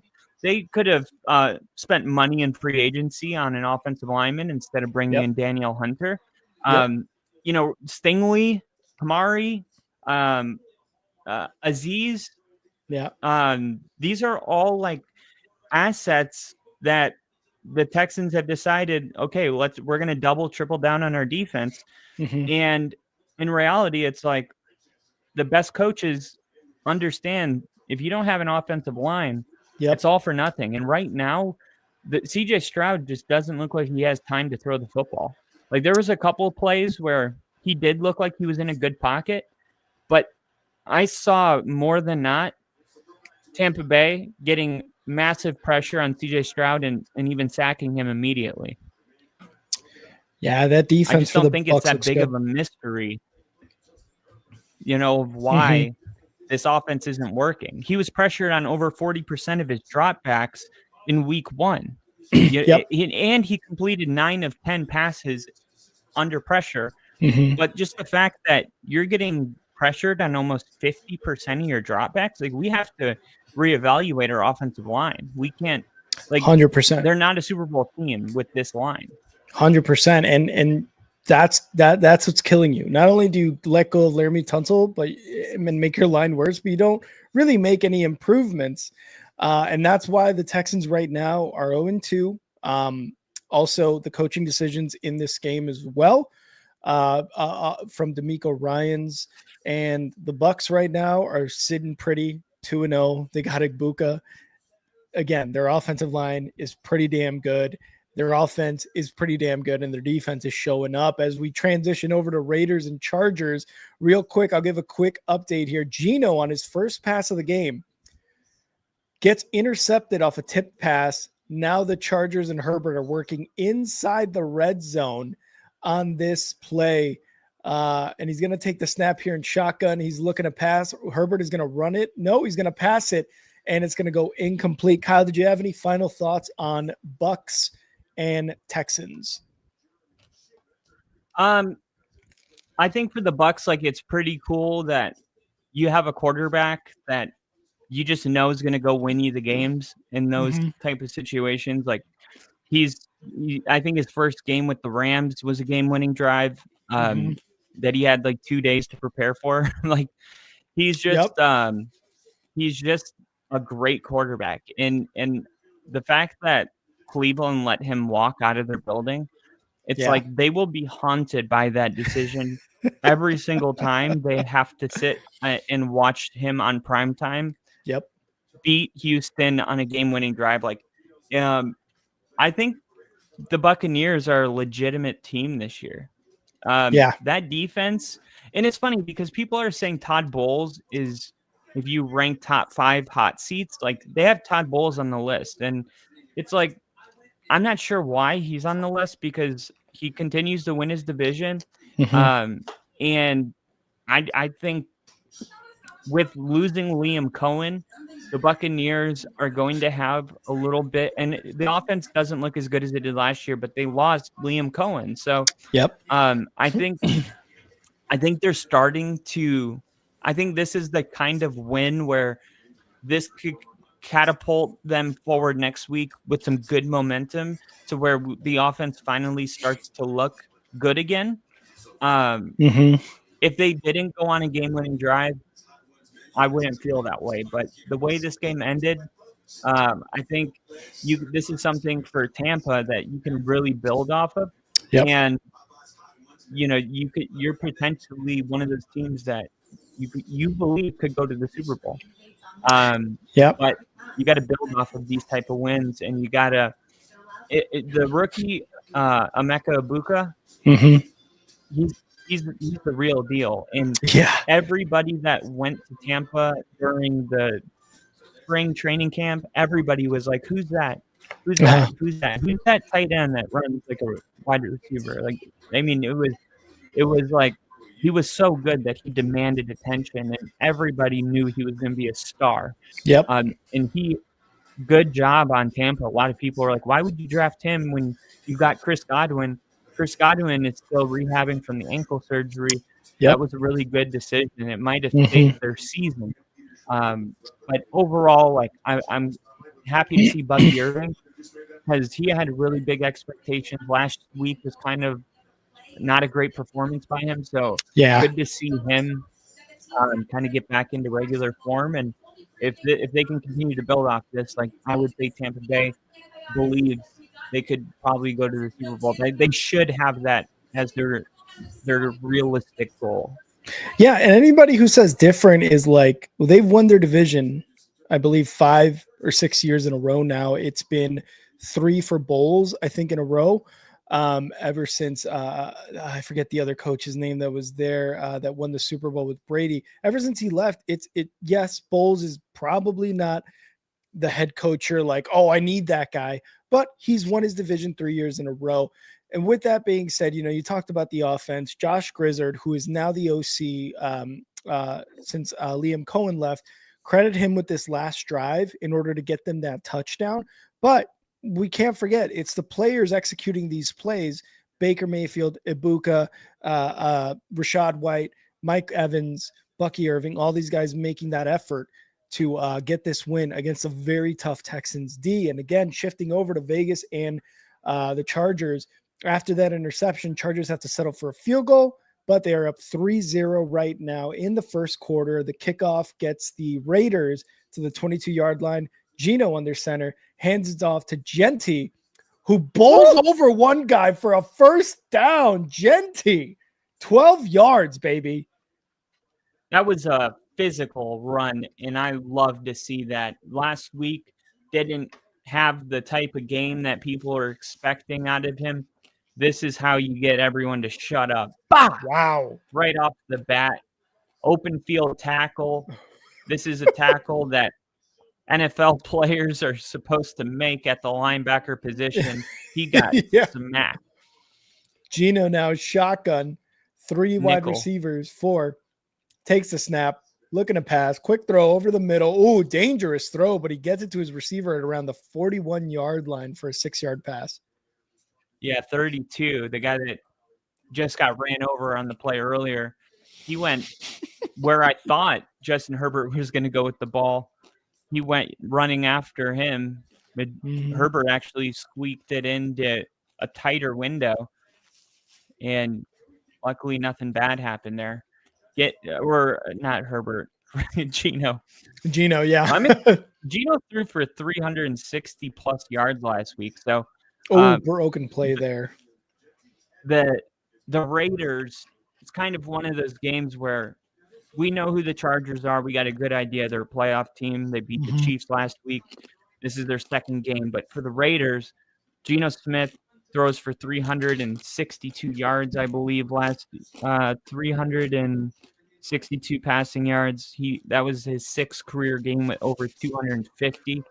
Wow. And it looked like, Chip Kelly's offense, at a minimum, it's going to be a competent offense, that they're going to move the football. And here's another first down as I say that into Charger territory. That is Thompson Jr.? Yeah, Thompson Jr., the rookie out of Tennessee, I believe they just said. Nice. I remember they brought Amari Cooper. He retired immediately. Yeah, he's like, this is what I have to play with? No, thanks. But yeah, what I was saying with Chip Kelly is, like, we've seen him succeed in college but not have a ton of success at the NFL level. So we know that Chip Kelly, he's most famous for crazy tempo. lining up really quick. And this is kind of what you're seeing right now from the Raiders. Look, a 2-yard run, and maybe 7 seconds came off the clock, and they're already lined up for another play. So Yeah. they're moving quick. Geno shotgun, takes the snap, looking, gonna dump it off to his running back, unable to get it to, I don't know who number 3 is. I almost saw his name, but unable to get that pass completed. Say that again. I thought is it PYE Pie? Let me actually look this up right now.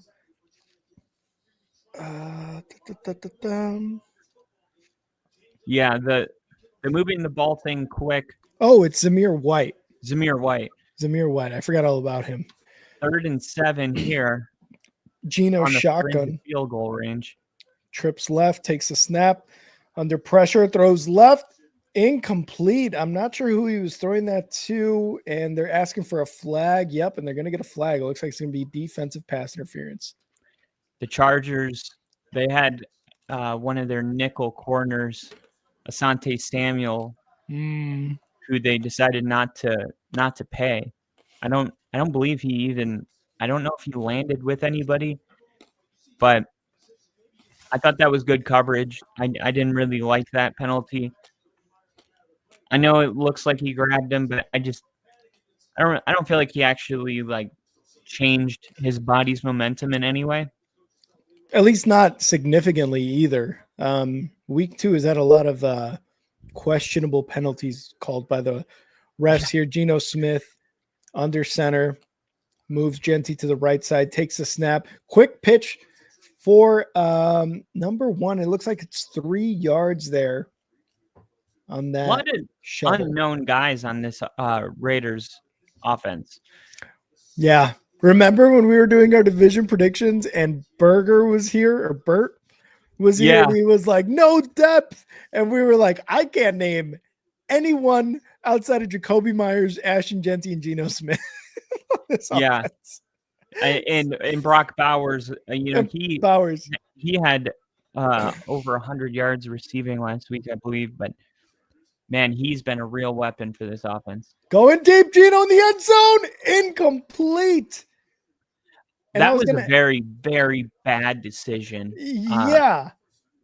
He's trying to throw the ball into triple coverage here. If you're throwing it and there's 3 Chargers there, that means somewhere else on the field there's a better option.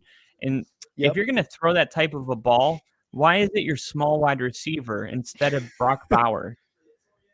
Brock Bowers At least throw a jump ball to Brock Bowers' body frame, not that guy. Or even Michael Mayer, their other tight end.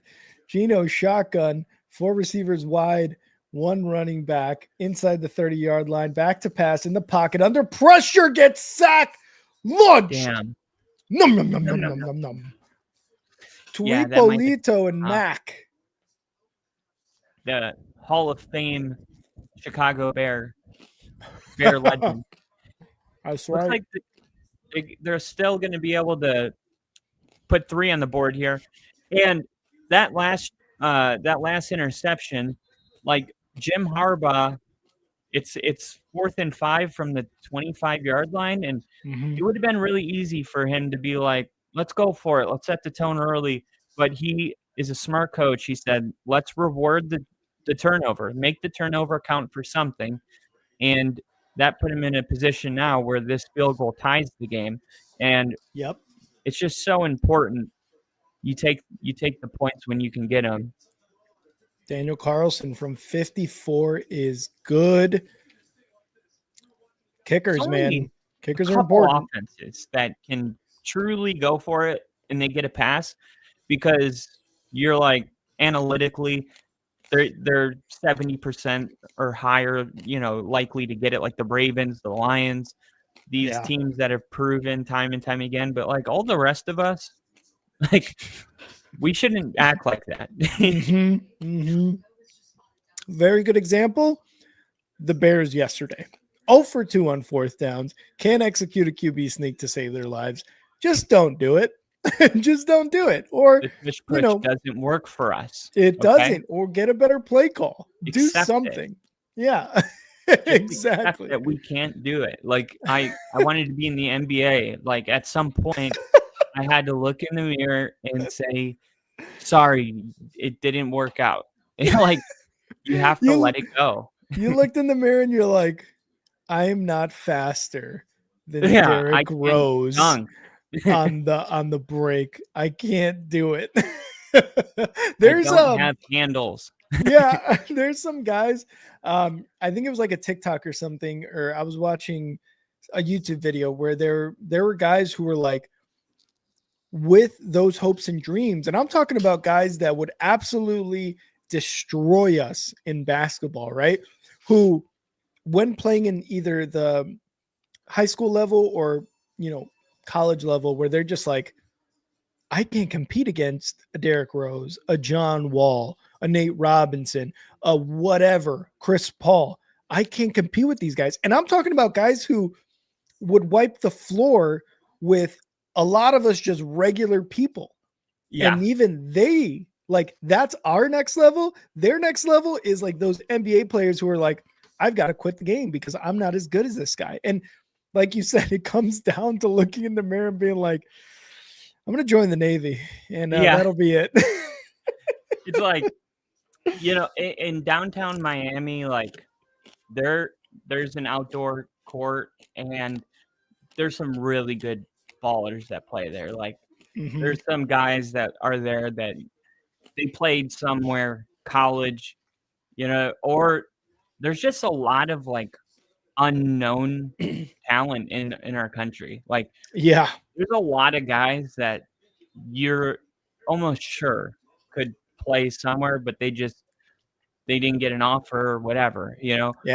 But yeah, to think that like if those guys went to the NBA, they would like have a field day with those guys. Yeah. Like, what does that make me? Yeah, exactly. As the Chargers return this kick to about the 36-yard line to start their next drive. Yeah, man, it's insane. Do you remember a player by the name of Brian Scalabrine in the NBA? He was on don't. He was nicknamed the White Mamba. He was on the Boston Celtics teams with Rajon Rondo, Kevin Garnett, Paul Pierce, Brian Scalabrine. His famous quote, and I'll say it right here after this play by the Chargers. Herbert in the shotgun, changing the play at the line, has 3 receivers, 1 tight end, 1 running back. He's going to take the snap, fakes the handoff in the pocket, going deep left side, incomplete. Are they going to throw a flag? No, they are not. That's like Crafty said earlier, the Venmo went through. His quote to fame was, I'm closer to LeBron than you are to me, to just haters online. Wow. The last guy on the bench for a professional NBA team is closer to LeBron James than any of us are closer to that last guy on the bench. And I was like, yeah, he's got a point. Yeah. And that's not even an opinion. That's fact. An objective fact. And there's going to be, I believe, a false start, it looks like. Yeah, I will say, though, yesterday I was throwing the ball to Jinja, and it didn't take him long to be like, dude, you got a really good arm. I was like, I needed that. Thank you. I'm 31 years old now. Like, but I threw a couple past them that were like at least 50 yards. Woo! Like, I always had decent arm, but it's like as I've gotten older, it's gotten better. I had a crazy one-hander that I was like, I'm going up with one hand for this. And I went up and I came down, like I landed on my back. It was awesome, dude. Herbert back to pass, throwing right. And that is going to be an incomplete pass. Did they intercept it? No. Nobody came down with it, but it was well defended there by the Raiders. And KC saying, I've got to root for the Raiders here to even out the AFC West because I think they're a bit weaker. Ooh, KC, you're right. You and Kyle are AFC West rivals. That's correct. 3rd and 15 for Herbert. Oh, he's got you were throwing that 50 yards. Oh, okay. I thought it was the real football. Shotgun. No, I had the Duke. It was the NFL regulation. Nice. 3rd and 15. Herbert back to pass, needs 15 yards for first down. He's going to do it himself, runs past the line of scrimmage, unable to get the first down, only gets 5 yards there up to the 35-yard line. Herbert is sometimes when he takes off running with the ball, he looks like crazy athletic, and then other times he looks like that. I swear to God, I was like, oh my God, he's about to get, oh, nope, that was a bad move. Never mind. Yeah. It's funny. It's like, I don't know. I think sometimes it just has to do with that fight or flight response. Yeah. Like he's very instinctual, and there was a lot of space, and he's not so much instinctual when he has that open space. He needs to like have 3 guys about to get him, and then he'll make a crazy play. But open field, one-on-one, without that little extra juice. Yeah. Yeah, he's gonna take a flight. He's not fighting. Oh man, Raiders cheerleaders making an appearance. Nice. We play the Chargers next week, and I am so excited, dude. I was watching. It's a tradition every year before me and Mary go to our first Broncos game. We watch Fever Pitch with Jimmy Fallon and Drew Barrymore. It's our favorite movie. And there is this scene in the movie where he goes, the Red Sox, they don't just lose, they break your heart. Because they raise it to an art form. And after the game yesterday, when we were walking back to the car, I told Mary, I was like, hey, just so you know, like what happened today is what they meant in Fever Pitch when they said they raised it to an art form. Like right before that field goal, because I also watched Friday Night Lights 2 days before. No. And right before that field goal kick, I looked at Mary and I said, ain't no curses. Because as you know, I'm 0 for my last 7 Bronco games. Yeah. And I thought, what a statement right here before this field goal. I felt it. I was like, this isn't going in. And I said, there ain't no curses. And the ball, as soon as he kicked it, I was like, and the game was over. Yeah. And I turned around because these people were talking. They were mile high saluting me. They were talking shit all day. Oh, no. So I turned around and I'm like saying bye. And then they throw the flag. Oh, no. Kyle, no. And like as soon as I saw the flag, I knew we lost. Yeah. I was like, and look, I went back and looked at the play. Every single field goal that was attempted in this game had what they called that penalty on. It had a person, if you zoom in on every field goal, you can see somebody's hand. But like the field goal wasn't blocked. So it's like a 15-yard penalty for something that had no effect on the play.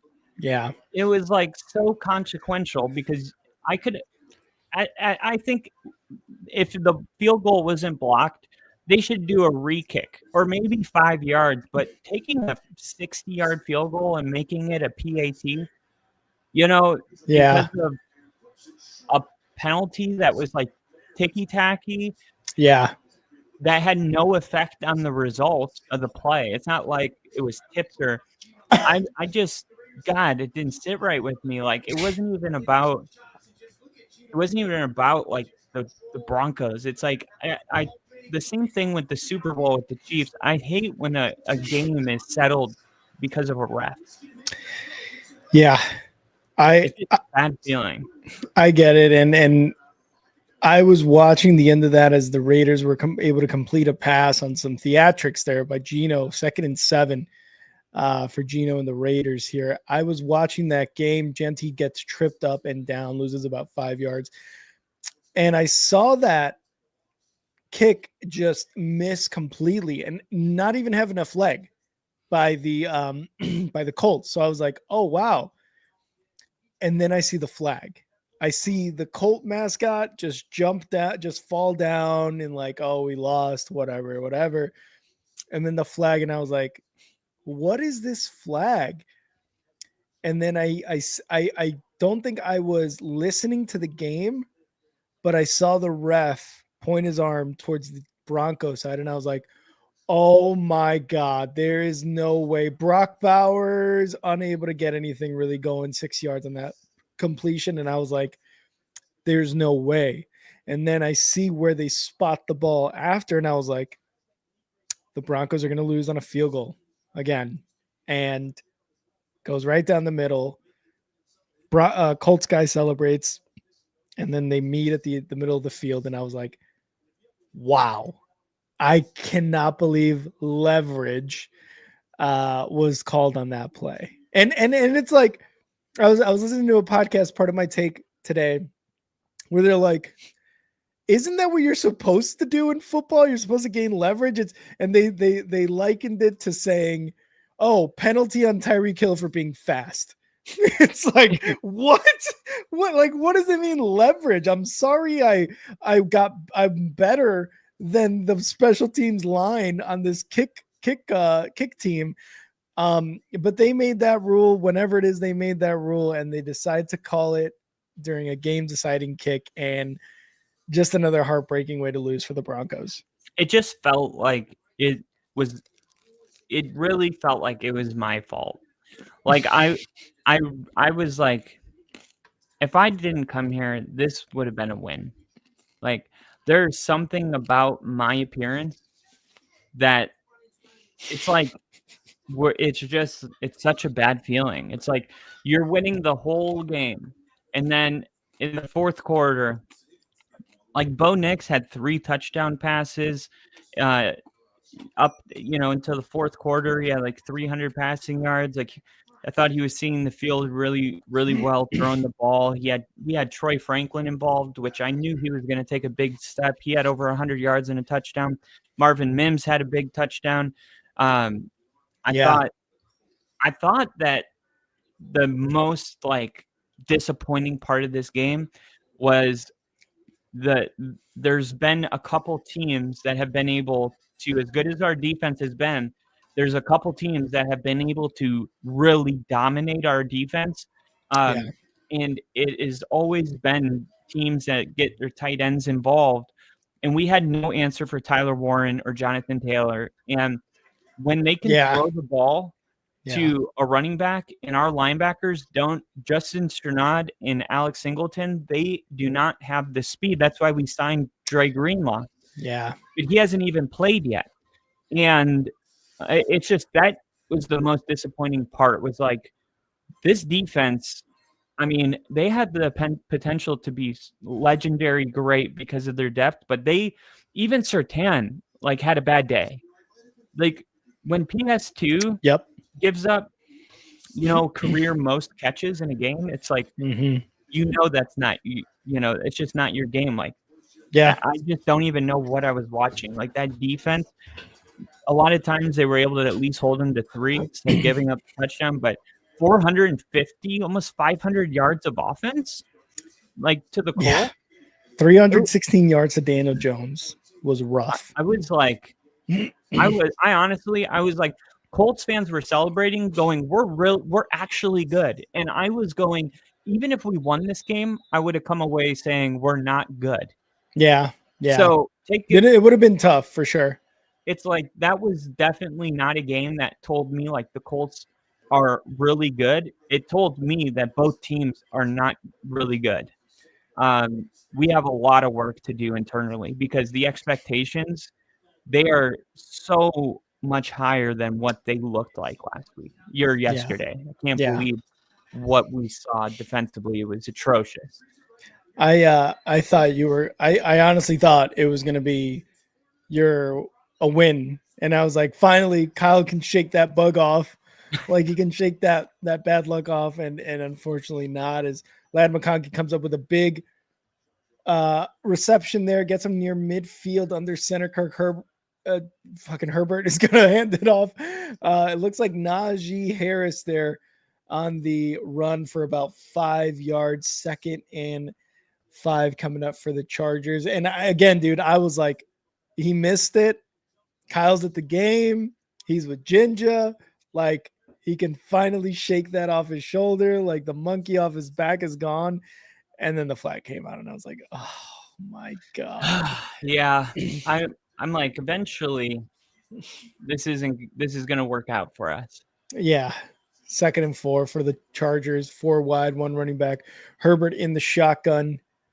Raiders showing. Oh, and there's going to be a encroachment defensive offsides flag here. Herbert should have just thrown the ball. That was a free play there.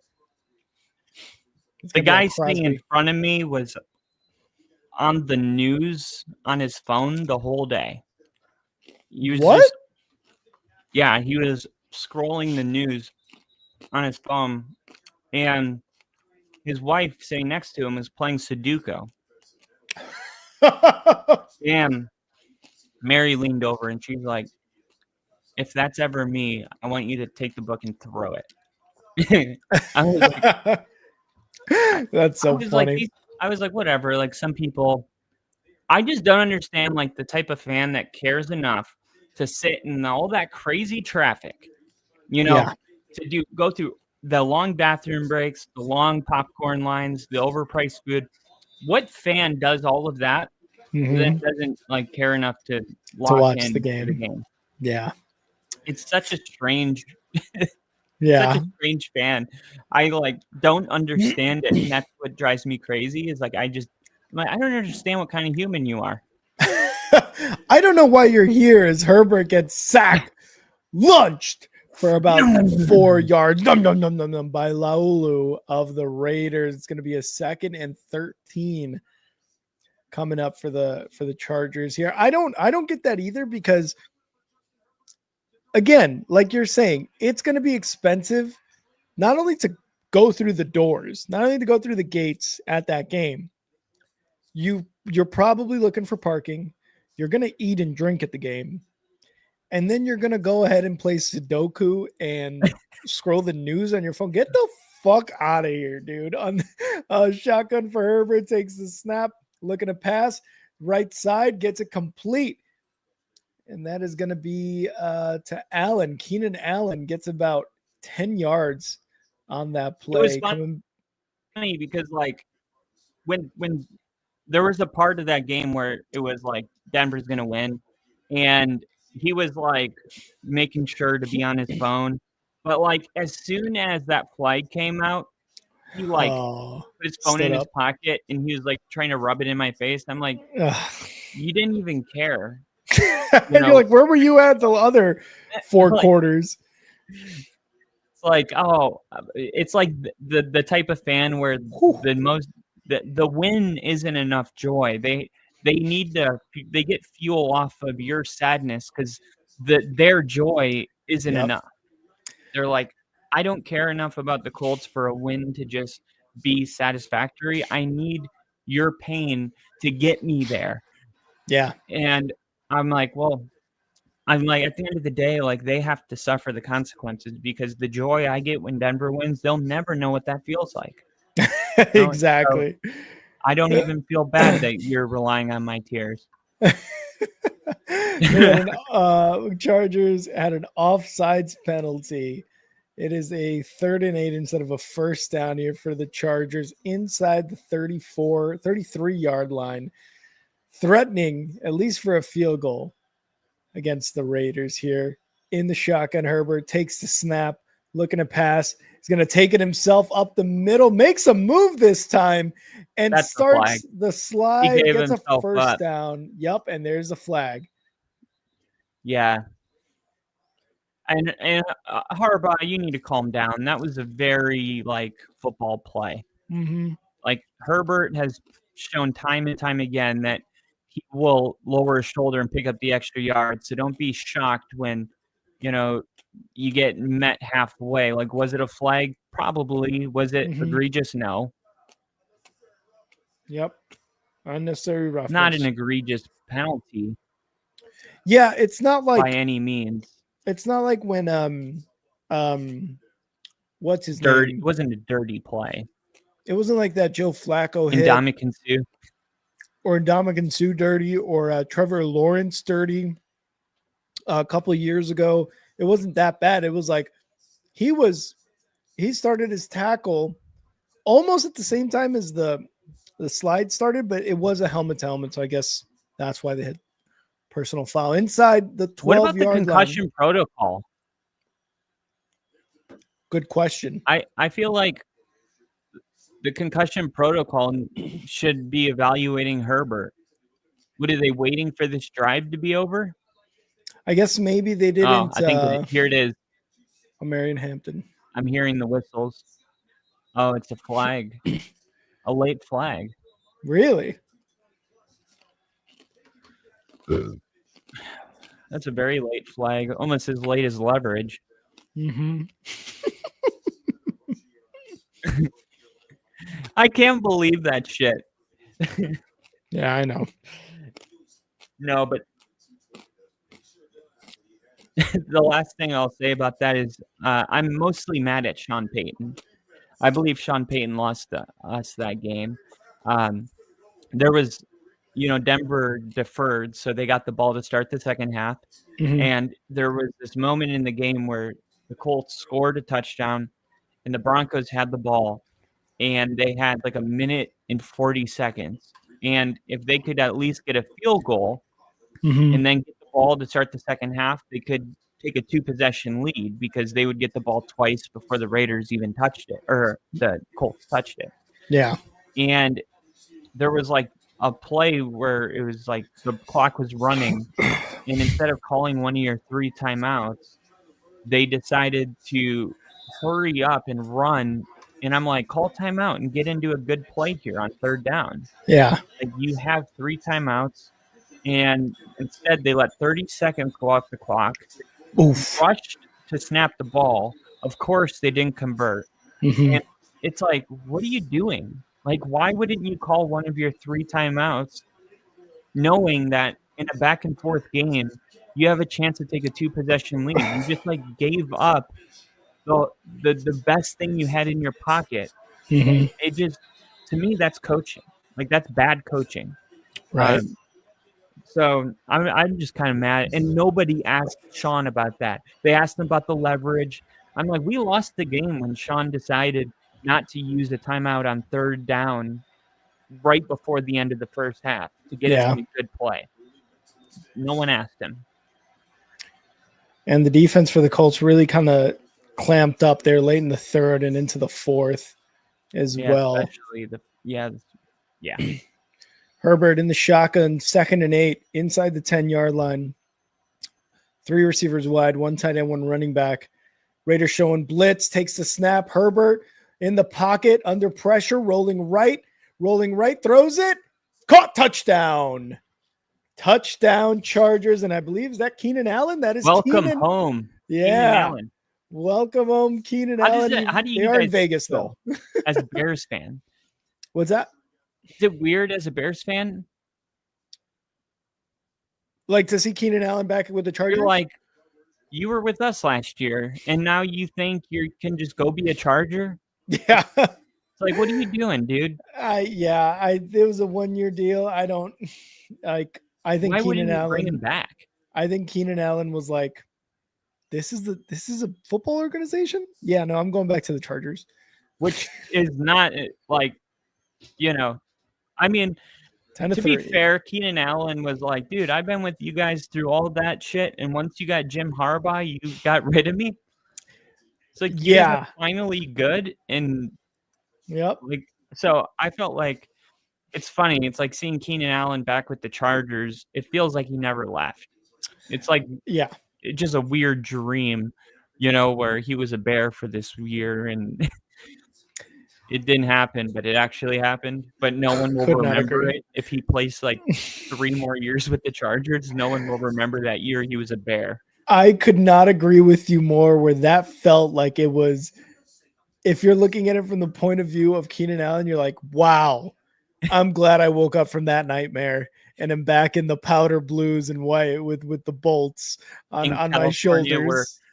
I wonder if he like sold his house, or if he was able to like, rent it out for a year and get all of his stuff back. Probably he's got, I'm sure he's like, I don't even want to look at a Chicago area code ever again. I'm selling this house. I am looking back. I am looking forward and never looking back.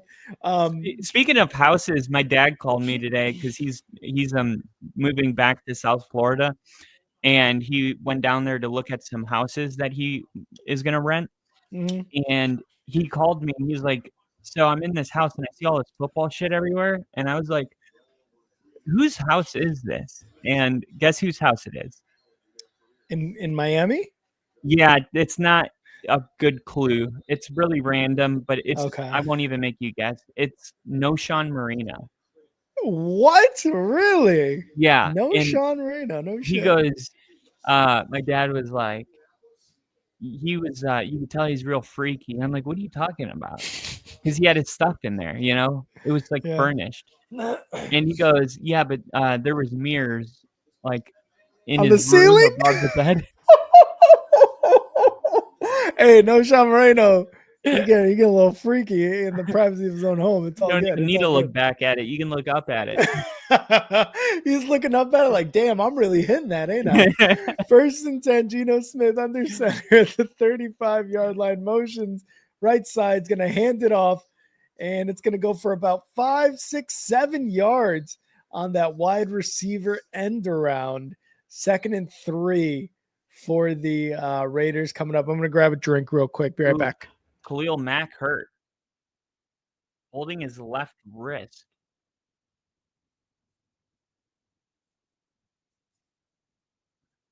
Looks like yeah, left arm got caught in 43's path, and damn, the way he kind of ran, I don't know if he ran straight into the locker room, but looks like a serious injury.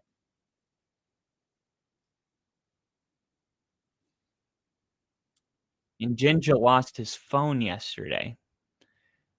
I swear that that guy lost everything.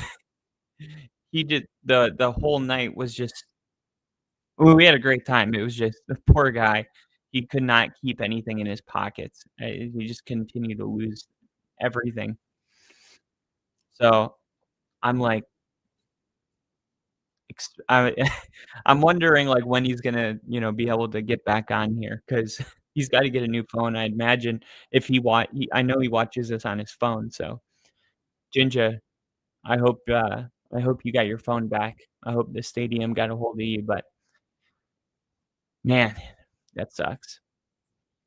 Jaden Daniels and Michael Penix are the last QB standing to not throw an interception in the 2025 season. Out of the rookie quarterbacks from last year's draft class.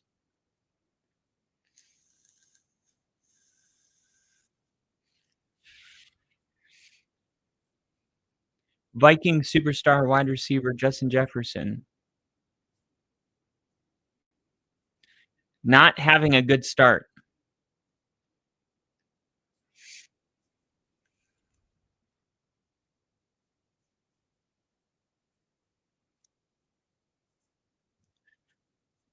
I loved that play in the Bucs game where Baker Mayfield was about to be hurt, but he had to trash talk CJ Gardner-Johnson instead.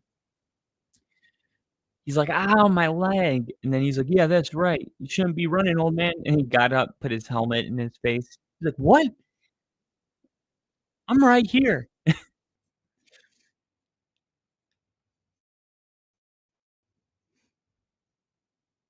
Is Nick Chubb back?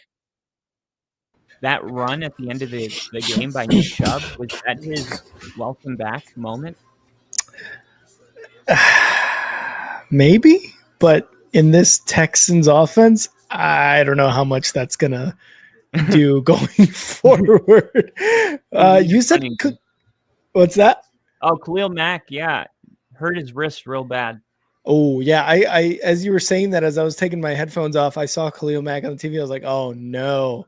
2nd and 3, start of the second. Geno throwing right incomplete. Flag comes out here. Oh, Hart on the defense, but look clean unless they held him at the top of the route. That's kind of what I'm thinking here. Oh, that's defense number 0. And Khalil Mack going into the locker room, I imagine that was going to be where he went immediately to get some images. But Khalil Mack is fucking built, bro. That dude's hot. That dude's hot. Not as hot as Myles Garrett. Oh, damn. Yeah. Oh my God. That looks like speculating here, but that's how people act when they broke their wrist. Yeah. 1st and 10, Geno Smith, 47-yard line, motions left side, takes a snap, going to hand it off. Genty left side is going to get stood up at the line of scrimmage. Welcome to the NFL, rookie type of tackle there by a couple of Chargers defenders. Khalil Mack being carted off in the Austin Powers cart. A lot of Raiders fans felt like this is a game that we could win and tell people we're for real. And I do not see the Raiders in the same tier as the Chargers. I would be shocked if they pull this off, but they got the ball driving with a chance to tie the game. 2nd and 10, Geno under center, motions right side. That is Brock Bowers. Genty in the backfield takes the snap, going to fake the handoff, looking to pass. Quick, almost a pick there, tipped by one of the linemen of the Chargers. Kyle, you're a little bit ahead of me, I think, right? Let me see. I'll fast forward and pause. What are you looking at right now? I see the replay. Tip, caught, coach, 45. Geno Smith in shotgun.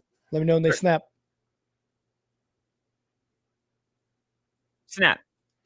Geno back to pass, looking in the pocket, gets it to his receiver. That's Jacoby Myers, I believe, all the way inside the 30, and that's not Myers. Is it Myers? I don't think that's Myers. I think that's 15. Number 15 is Myers. I don't know. I thought it was Jacoby Myers. I thought he was their number one receiver. Yeah, Jacoby Myers. Oh, it was Myers. Okay. And Geno under pressure is going to throw that ball incomplete, but there is a flag. So Jacoby Myers is 16. I don't know who 15 was then. Holding on the Raiders, and that's a killer right there because you're right there on the fringe where one more first down is going to at least get you a field goal, and now you're looking at a punt. It's 1st and 20 out of field goal range. Yeah. There's certain parts of the field where it's just do not have a holding. And that was exactly the spot. You don't want that. Especially after a big play there by Jacoby Myers. Geno in the shotgun, 3 wide, takes the snap, going to hand it off. That is Genty, who barrels his way for about a 3-yard gain on the right side there. Makes one guy miss. That's a hard open field tackle, but Chargers did a really good job. It looked like he had the ball and there was some space. For a second, you thought, how could this play be so successful? It was obvious they were going to throw the ball immediately or run a draw. Yet it looked like that play was going to result in something, but a good job by the Chargers getting that open field tackle. 2nd and 17 in the shotgun, 4 wide for Geno, takes a snap, looking in the pocket, looking deep, under pressure, moves up in the pocket, rolling left, gets past the line of scrimmage to the 30, 35, all the way to about the 19-yard line, a 3rd and short upcoming on Geno's legs. Yeah, Geno. He looks, to me, a little slower than he did last year. Oh, okay. Yeah, and he does like to use his legs if needed. I feel like he's a mobile quarterback who doesn't like to do it unless he absolutely needs to. Yeah, he's one of the few quarterbacks that has just gotten better the 10 years in a row he was a quarterback. Genty up the middle gets a first down, gets 3 yards. Right into the middle of that defense, and they're able to get it. Genty, for a lack of size, man, he is just a boulder. Yeah, he brings guys down. so hard to bring down. And then I think one of the things that helps you too is like Geno Smith has this ability to run, but he's not somebody that does it so much that you have a QB spy, So Yeah. there are these moments in the game where it's 2nd and 19 and he's able to pick up 17 yards, keep a drive going. Myers in motion. Geno back to pass, looking, dumps it off to Genty, makes a spin move inside the red zone and gets 5 yards on that pass. Wow. Genty, man, it's hard when you're trying to evaluate how good a player is when he plays at a Boise State or a Colorado. You're wondering, like, is he dominating the competition? Will he be able to do that in the NFL? And I will say, like, he looks like an easier tackle than I suspected coming into the league. Like, I see what you're saying. It looks like he's having a harder time breaking these tackles than I thought. 2nd and 6. Geno shotgun, takes the snap, looking in the pocket, throwing left, incomplete, tipped. Jacoby Myers was the target there, but number 32 for the Chargers tips the pass. Great defense there. Dangerous throw by Geno. Now, we've seen a couple dangerous throws in the red zone, which I remember for some reason. There was a stat that I saw, I think it was against the 49ers with the Seahawks, that Geno had the most interceptions in the end zone of any quarterback. Really? And I forgot about that. But we've seen now 2 dangerous throws in the end zone just in this first quarter, basically. Geno fumbles the snap, looking under pressure, sack, lunch. Geno taken down. Can't have the that. Chargers. I mean, 3rd and 6, and you can't even get a clean snap. I know, yeah. Let's see the snap. Oh, it hit his own ass. Wow, look at the jiggle on that ass on that I ball mean, there. What are you doing, dude? I mean, how do you snap that ball? I mean, I don't know if I've seen that. You're gross, snapped dude. It into his own butt. You're talking about ass jiggling and stuff. You're nasty. 4th and 15, 40-yard attempt here by Daniel Carlson. He made a 54-yard earlier, and the kick is going to go through. The Chargers unable to get a touchdown, but they come away with a field goal. Smart move so far by Pete Carroll to just get the points, because right now it's looking kind of like somewhat of a back and forth, but the Chargers have a clear advantage in terms of, I don't know, I think maybe like defense, able to stop them in the red zone, things like that. I mean, it's still early, but Raiders get the points regardless. Yeah, at least the Raiders are keeping this game close because they're taking the points. Yep. And their kicker. Kickers are, 3 for 3 in this game so far? Yeah, so far Dicker, the kicker, and Carlson, 3 for 3. And then, of course, Keenan on that touchdown with a 10-6 score. Oh, my God, I was going to say something, and I completely forgot what I was going to say. Dang it. Damn it, Kyle. Why would you do this to me? This is quite literally your fault, not mine. Damn it. All right. Everybody blame Kyle for what I was about to say and forgot. Throw a dog shit in the chat. Remember that? Yeah, dude. Justin Chernod is so bad. I don't know how he is still on this team. Like, he's like good in the run, against the run, I guess. But when it comes to the pass, like, he's such a liability. I just can't get over this. I can't get over how bad our defense was yesterday. And I'm looking at the Chargers, and I'm like, dude, we have the Chargers, the Bengals, and the Eagles next. Like, we don't have, like, easy opponents that we can kind of – we gotta like, fix our mistakes in a hurry, because this Chargers team, they're for sure a playoff team. I feel your pain, because the Bears defense is absolute trash right now. And that's that Jalen Johnson came back yesterday and then re-hurt his groin in the second quarter and is out indefinitely now, as well as TJ Edwards, one of our linebackers, which I'm not too upset about because Noah Sewell, who played in that Monday Night Football game against the Vikings, who was all over the place for the Bears, is going to be his replacement. So I'm a little hopeful that linebacking core isn't going to hurt too much, but our secondary is hurting bad. So I feel you on the defense because we got the Cowboys and then we got the Raiders before our bye week in weeks 3 and 4. Yeah. Well, I would rather do Cowboys and Raiders than Chargers and Eagles. And Bengals too, yeah. Bengals. I mean, Bengals are going to have Browning as their quarterback, so maybe, there's something there that you can exploit. Yeah, I mean, Daniel Jones looked like Mahomes, so I don't know.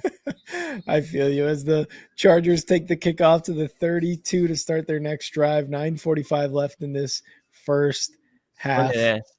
Quentin Johnston was the only first-round pick that hasn't been effective for this team. And last week, he had a 2-touchdown game, and it was like, is he finally turning that corner? Because his whole thing was he's this big body receiver out of TCU, but he didn't know how to use his size. He caught the ball passively, and he's just not aggressive enough for the kind of size he has. This is him right here on the carry.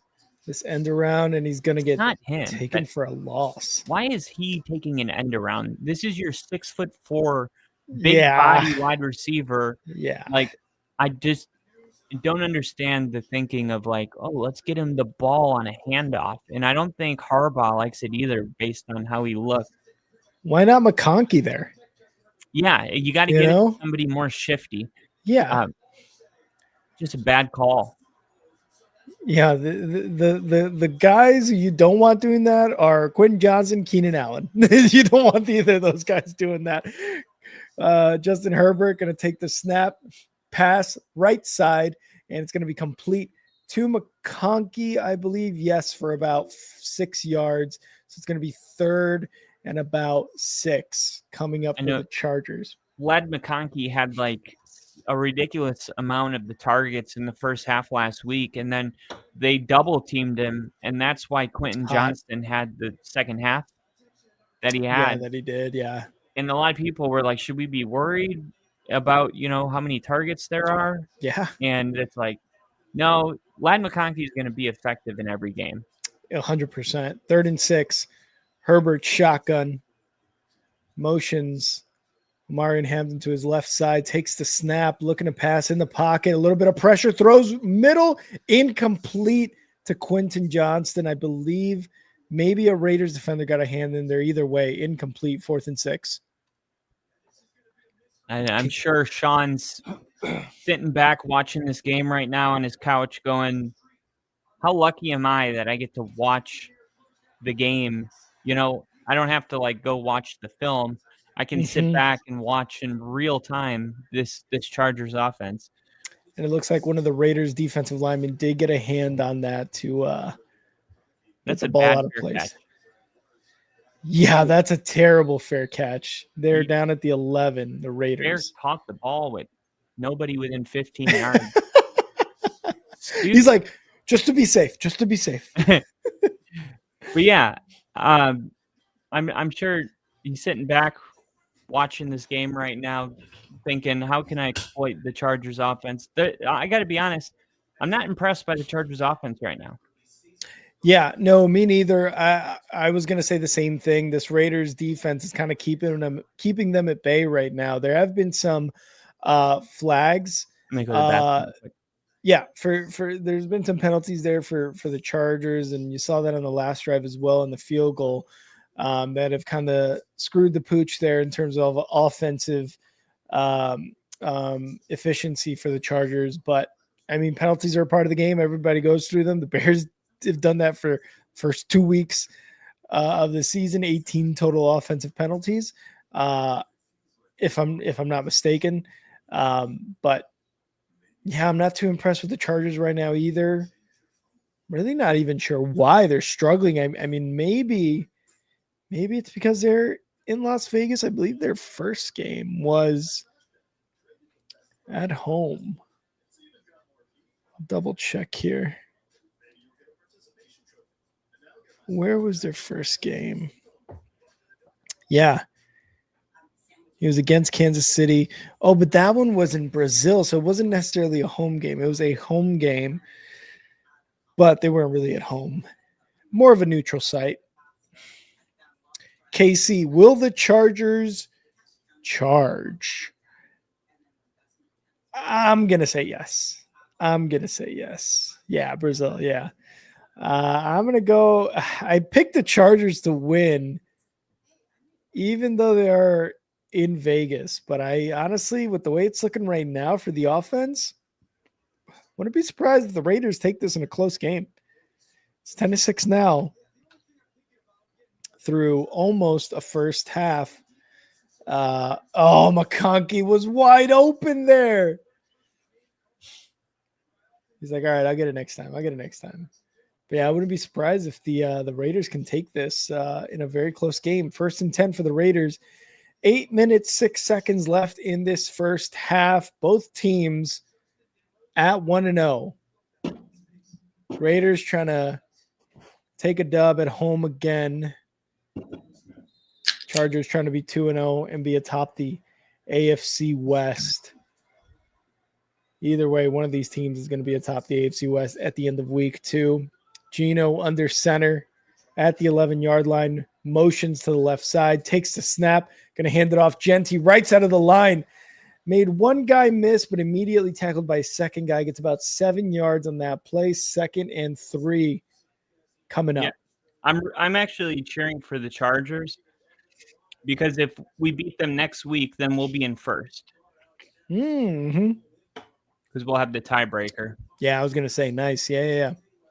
In case he's rooting for the Raiders.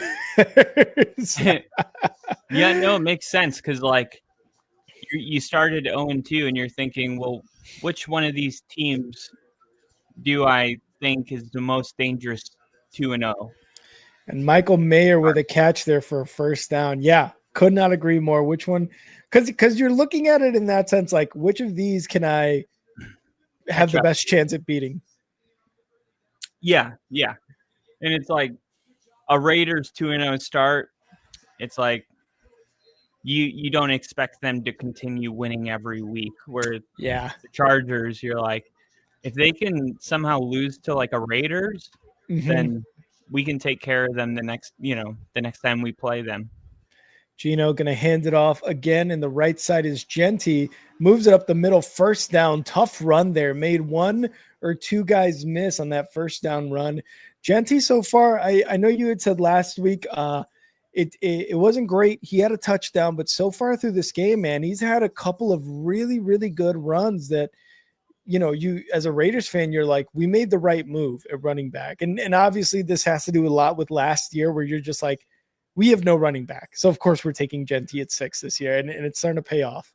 Yeah, I mean, 7 carries for 28 yards. Can't ask for more than that.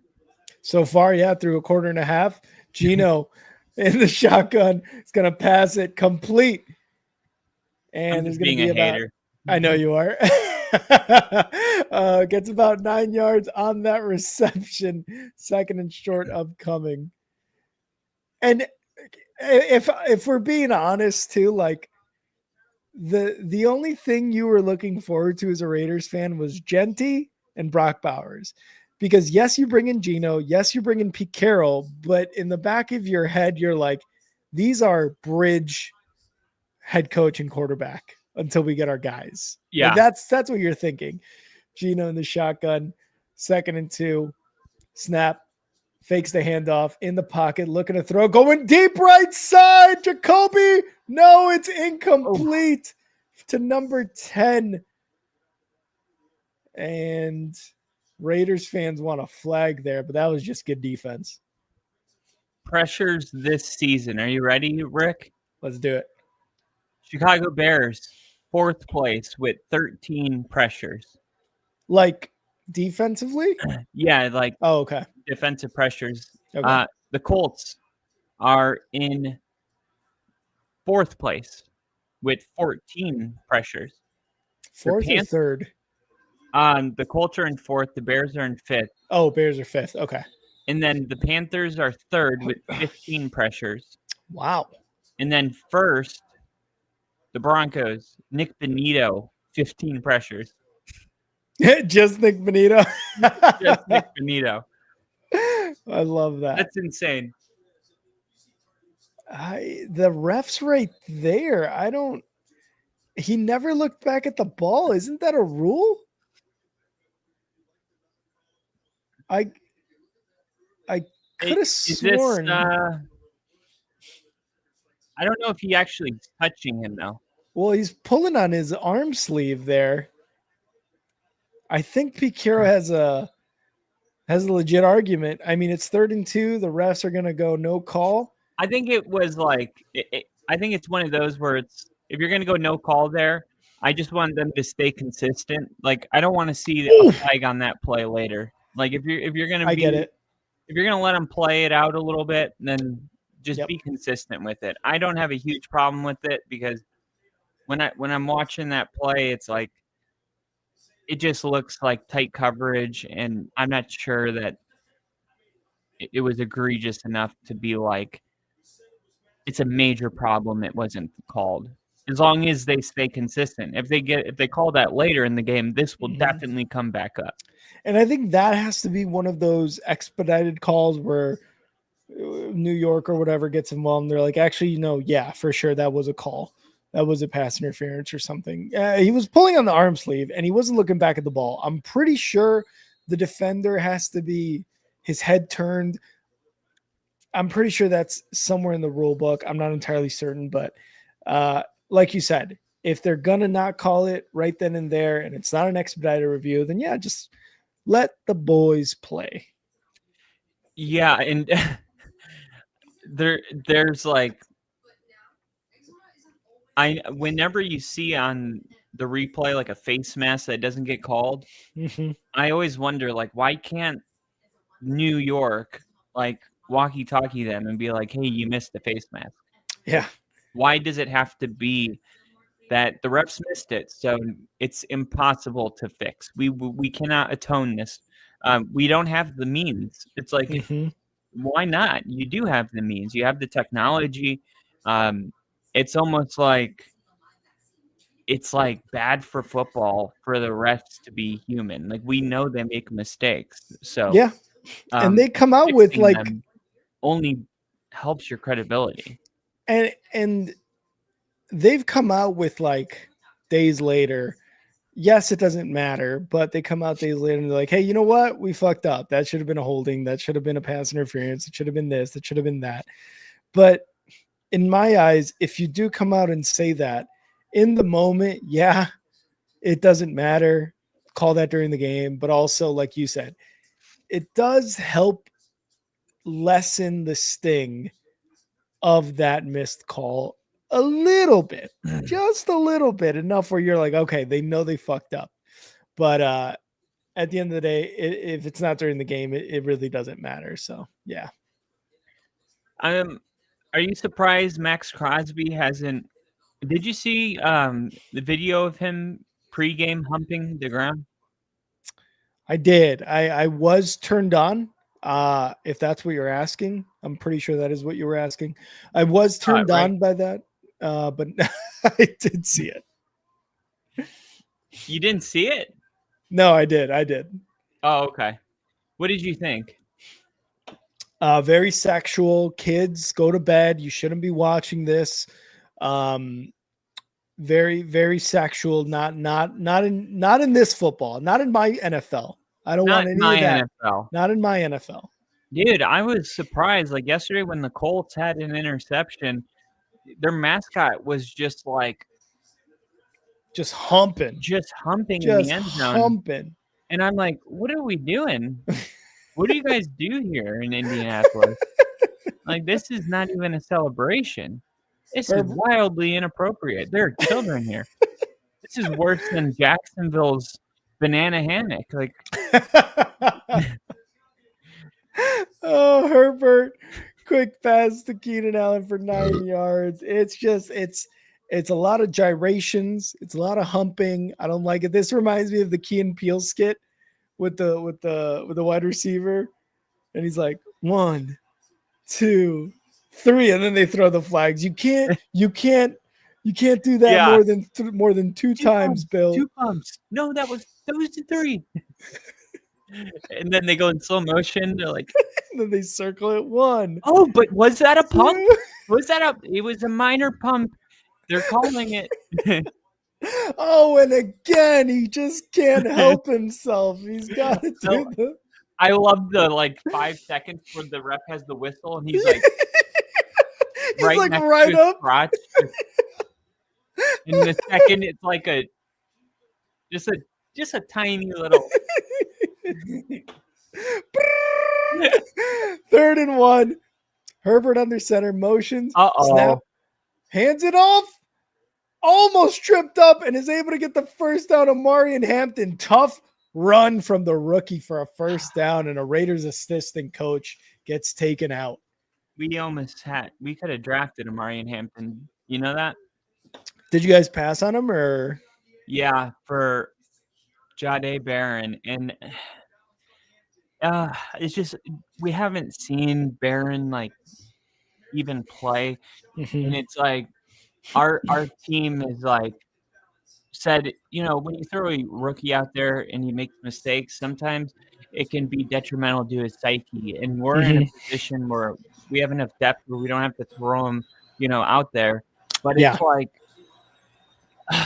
well, why would you draft a player that you can't just throw out there when you could have drafted a Tyler Warren Tyler Warren was off the board, but I'm just tired of seeing all these other teams have their first round, player actually in the game making plays, and ours is where is he? Yep.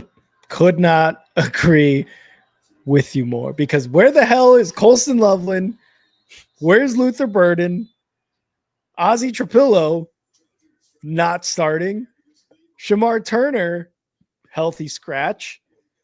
These are all first and second round guys that Ryan Poles and the Bears have drafted and have made zero impact so far through the first 2 weeks. So I could not agree with you more. Yeah, it's all these other teams have look at just this game. You got 2 running backs going against each other in Omarion Hampton and Genty. Yep. I mean, that's all I'm looking for. I'm not saying he has to be the best player in the team. I just hey, there he is right there, first round draft pick. Yes.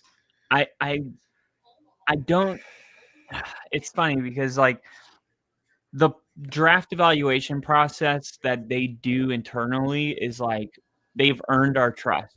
Just look at the guys that they've drafted. It's insane. But at the same time, it's do you overthink it sometimes? And it's the most obvious choice can't just be the choice you make. It has to be RJ Harvey. Once in a while, it's can we just take Omarion Hampton when he's on the board? But RJ Harvey is at least his he's starting. No, he is actually. He's been really good. I get what you're saying. We got RJ Harvey was because we wanted to get Jahdae Barron, so he wasn't going to be available. The next time we picked, and our next pick was RJ Harvey. Yeah, and I totally get what you're saying, because again, Colston Loveland, where the hell has he been? I think he's got 1 or 2 catches through 2 weeks. Luther Burden has 1 or 2 catches between 2 weeks. I just mentioned the other guys. I'm not going to keep going down the list and repeat myself, but it's just so annoying when you see Genty, Tyler Warren, Omarion Hampton make immediate impacts. Emeka Egbuka. I was just about to say Egbuka. Make immediate impacts on these teams. The Eagles last year, Cooper DeJean. These guys are making immediate impacts because they're first round talent. And yet the Bears are unable to do that. As we look at Khalil Mack on the sideline with an arm sling, that sucks to see if you're a Chargers fan. Yeah, and I hate to be oh my God. It's funny how Bo had one bad throw in the Colts game, like one truly bad throw, and this is a deep shot. Herbert, Going deep. Caught. Quinn Johnston touchdown. touchdown. Oh my God. Quinn Johnston. There he is. His third touchdown of the season. And that was a 60-yarder. They've stuck with this kid, man. He's had Wow. multiple games where he's just gets a case of the drops. And this is like kind of what I meant, where he's a big body receiver, but look at the way he catches this. And he's able to catch it on the run where he doesn't have to jump up. Sometimes that's an amazing trait because he was able to score on that play instead of just turn around and high point it. Yep. He caught it on the run. So sometimes, like, the thing that was his weakness is his strength. And right there, he was able to turn that into a touchdown. I think kick is good.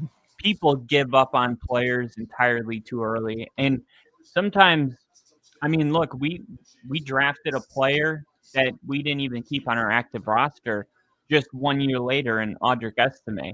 But I look at Garrett Bowles, and it's like we decided not to pick up his fifth-year option, so he was in a contract year, and then he turned into one of the best left tackles in the NFL, and it was amazing comeback. He led the NFL in holding penalties. He was not just bad; he was like atrocious. And he turned it around, and something happens in that third to fourth year. I think that third year is massive. Nick Benito broke out in his third year. So I think a lot of times too, when we as fans, we want to see that first rounder like immediately, have his fingerprints on the game. But I think GMs, they're thinking like 3 years down the road. They're thinking longer term, like, okay, this guy has the potential to be a Hall of Famer, but it's going to take a year before he really. And I think it's easy as a fan, especially when you lose a game or lose multiple games. Yeah. To just start questioning everything, the personnel decisions, the coaching, play calling, the quarterback. I mean, it's such a crazy spiral because there was one bad throw Nick's made. He made a bunch of great throws in that game, like 3 touchdown passes, and yet none of it is remembered. It is that one bad throw where his feet weren't set because he made the same damn terrible throw week 1. And you're just because of one bad play, it's like you spiral and question everything. And it only takes one great full team game to get rid of all of the questions. But it's crazy, like how as a fan you're just so vulnerable to feeling crazy emotions. We're going to the Super Bowl, and 1 week later it's like we're a bottom 10 team, lucky to be in the playoffs. We're the worst team. We're gonna pick number 1 in the draft next year. Yeah. And it's like not even exaggerating here. Yeah. Like I'm in a bad place with my team right now, and I thought we were a top 5 team, going into this year. So it's just crazy how fast it can turn. I agree, and I've been an advocate too. I feel like since we've started this podcast that we've got to give some guys time, and admittedly so, as the Raiders are going to return this kick to about the 28, 29 yard line. Why are people even taking it out? It goes to the 35 now. I don't get it. Yeah, I don't get it either. Give your team better field position.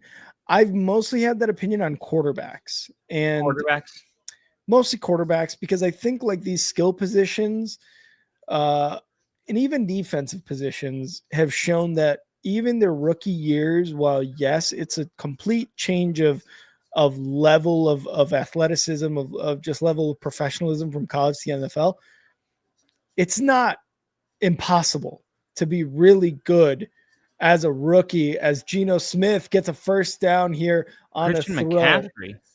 It seems like Christian McCaffrey, the white guy, on a 15-yard pass. And I think quarterbacks, it takes a little bit more time. And, you have some rookie seasons where, You look like a CJ Stroud as Geno's back to pass, dumps it off again to wannabe Christian McCaffrey for about 5 yards. It just seems to me like the quarterbacks take maybe just a little bit more time or just immediately are good and then struggle their second years. Geno's back to pass, quick pass right side, and that is caught. No, they're going to call it incomplete. Geno's got to throw a better ball here. Yes. And this was, you talk about the quarterback position, like it took Geno 10 years, to become a really good quarterback. And, now it's like he's gotten to the point where when you watch him play, the reason he is so serviceable is because he continued to learn. And now he's just very smart. He diagnoses the defense and he puts the ball in the right spot and he does it really quick. Here's a blitz, free rusher. He's got the speed to roll out, spend some time, take a deep shot downfield, a 50-50 ball, caught. Wow. Intercepted. I thought that was a touchdown. Oh my God. I thought that was a touchdown as well. Instead it gets intercepted. Geno has thrown 3 turnover-worthy plays that I can recall. That one finally cost him. And let's see, when he catches his ball, is it going to be a touchback, or is he going to be down? No, he's down at he the does 2. not. I don't believe is he down by contact right there, or did he get back up without being touched and he got that 1 more yard? Let's see. Interception, does not get touched by Thompson until he gets back up, and then whoever that other wide receiver is. This could be a safety for, watch Max Crosby here. You got 3 timeouts. They're on the 1 yard line. This is going to be an Omari and Hampton run for sure. And let's see if the Raiders can. I wouldn't be shocked to see a QB sneak either. I wouldn't be shocked for a safety kneel down run timeout. No, I'm just kidding. Herbert is 6'5", 240. I think 240. So little tush push. Yeah, maybe just some breather room, but this is kind of their power football is what they love. Yeah.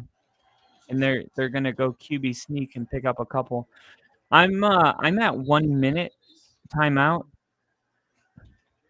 Oh, 1 second. I see Harbaugh. I think I got like 5 seconds ahead of you somehow. Let me fast forward it a bit. All right, what are you seeing right? Meow. Herbert quarterback comparison. Oh, actually, now my thing's loading. Okay. And it's frozen. Let me see. Let me know what you're seeing when it comes back. Let me.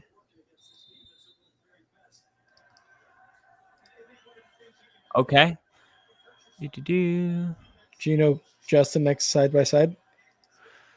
It froze on me 1 second. Oh, okay. I get it. Okay, now it's back, and I see snap. Herbert looking to pass. Quick throw to Johnson. Tackled. And they're going to call a timeout quick. And that's smart because now let me know when you see white. White. Perfect. All right, 3rd down, and I think it's going to be 2 here. Yeah. And the Raiders can get the ball back and get a field goal, make it a 1-possession game. That would be huge. Dan Orlovsky's tall as hell. I mean, I know he was a quarterback in the league, but damn, he makes these other guys, especially Chris Fowler, look super short. Those other guys are 5'8" and 5'10". So me and Chris Fowler are the same height. Got it. 3rd and 1. We got a Raiders fans up in the volume. 3rd and 1. Terrible. Shotgun. Quinn Johnston and shotgun. Herbert. Snap. Gonna do a quick pitch to the left side, and it's gonna be Omari and Hampton for a 1st down. Raiders cannot hold inside the 10-yard line. And now Harbaugh is gonna just take this, I think, into the half. He does not take a lot of big chances. Like, he just gonna let this clock roll out He's like, we got 17 points in the first half. If we can do that in the second half, we're going to win. And especially if their defense can cause any more turnovers. I mean, you're winning the turnover battle 2-0 right now. Your defense is doing its job, holding the Raiders out of the end zone. For as conservative as he is, I mean, his team's backing him up. And Omarion Hampton's going to get the handoff here, and it's going to go for about 8 yards on that first down. Yeah. So the best way I could explain what happened was we had 3 timeouts, and we were the Chargers, where the Chargers are. The only difference was our game was going back and forth, touchdown, touchdown, touchdown, touchdown. It was, 21-28, Right. nearly. So it was like you had the ball and you had all 3 timeouts, and it's 3rd and 6. You ran the ball on first down. Then on second down, you threw a quick wide receiver. He got 2 yards, but then the clock's running. So instead of calling a timeout and like regrouping, getting a good third down play, 20 seconds comes off the clock and they're rushing, and you see Nick's like giving hand signals. And I'm like, why are they saving 3 timeouts when there's only 40 seconds left? It's third down. You don't get a good play here, the drive's over. Yeah. And you get the ball to start the second half. So they rush it, and then Nick throws a bad ball, not on the same page, and they punt the ball, and it's the end of the first half. And I'm like, and guess what? When the second half started, Denver drove down the field in 2 minutes and scored a touchdown. Yeah. And if they would have called their timeout, got a field goal in, that would have been a 2-possession lead. We also had a missed field goal in the fourth quarter. Yeah. Did you see that kick? It was perfect, and then it just went. It hit like a gust of wind came in and just went. Bloop. In the dome. I was like, you guys are in a dome. What's going on? He put a little too much mustard on that. Just a little too much curve on that ball. It honestly looked like bowling, where you throw it down the lane and you put enough curve on it where it just breaks at the very, very last millisecond. But yeah, I saw that too, dude. And my first thought was, how? Not even how do you miss it, but how do you put that much of a break at the very last second? Because that is witchcraft. I don't care who the best kicker is. You're looking at that. If you're Brandon Aubrey and you're like, how did he do that? Because that was ridiculous. And like you said, in a dome, it's just a crazy turn of events. And like you said, you get the ball in the third quarter, you drive, and you go for what? Almost like 10 minutes on that drive. You take almost 10 minutes off the clock. Bam, touchdown. All right. Broncos they're in this game. No work, like not in this game, but they are just continuing what they were doing the first half. And then after that, it is like what is it? A 3 and out or a drive that just doesn't get any points, the missed field goal, and then drive that doesn't get any points. And then of course the leveraging call there in the fourth quarter at the very last second. I was thinking back, and I real quick, and then I'll let you say your piece, but do you remember back in 2019? And I remember this because I had just gotten to Whidbey Island. I had just gotten to Washington, and I went to Sports Keg in Burlington. If you're familiar with it at all, it was like the only sports bar I felt like for miles where we were living. And I go there to watch the Bears Broncos game. And I was like, because yesterday's Broncos loss reminded me of this, where the Bears drove down Mitch Trubisky. They called a timeout, and Broncos fans thought it was over. Refs review it, and they're like, oh, 1 second. And it was in field goal position. Our kicker, I forget who it was at the time, whether it was Pinheiro or Cody Parkey. No, it wasn't Cody Parkey because he was gone. It must have been Pinheiro. Kicks it, goes through, Bears win. And I was like, this feels exactly like that, where the refs look back, or the refs almost decide the game Yeah. for the Broncos. And I couldn't help but think back of that game because me and my wife were watching it at that sports bar. There was Broncos fans in front of us, and in front of them was the big old TV with the game. And I just remember watching that, and the Broncos fans were like, it's over. And then they give him the 1 second, the kick goes through, and the guy goes, fuck all Bears fans. He saw me back there with my Bears hat and my Bears gears, and he goes, fuck all Bears fans, and lost it. And I was just like, woo! Yeah, the closest thing I could like that felt like that was when I was a kid, and it was a Broncos Raiders game, I remember, or it could have been the Chargers, but it was a division rival, and I believe it was the Raiders, and the Broncos, like they called a timeout right before the kicker kicked it, and the kick was good. And the Raiders were celebrating, and then the refs came out, and they're like, Denver, prior to the kick, first charge timeout. And it was like, oh, my God, he called the timeout, and you had to go to the replay and see right before the snap. Yep, there it is, timeout. Yep. Kicker is like, okay, I just made it. Kicks it again, misses it. Oh, and no. That's like, that the term is icing the kicker. Yeah. We haven't seen that as much, and I believe it's because I think analytics show that you're more likely to miss the kick the first attempt than the second attempt. So you don't want to call a timeout and he misses it. Give him another shot, And he makes it. So, and what's funny is I think Moody did that last week where he made it and then missed it the second time. Yeah, it's just I think it's more rare, but I remember growing up that was much more common. It was almost expected that right before a kicker is going to go kick, call the timeout, and then the kicker, I don't know, sometimes superstitions, like sometimes they would actually kick it, like I want to kick it, and sometimes they would just practice swing their leg and not even make contact. Which I think I feel like is the better move, but also kickers, and this is an assumption.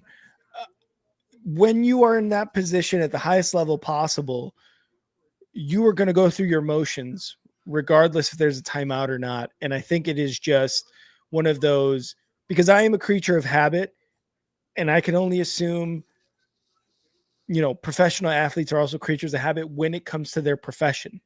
So kickers, I think it would be beneficial if you hear the whistle to just not even kick the ball.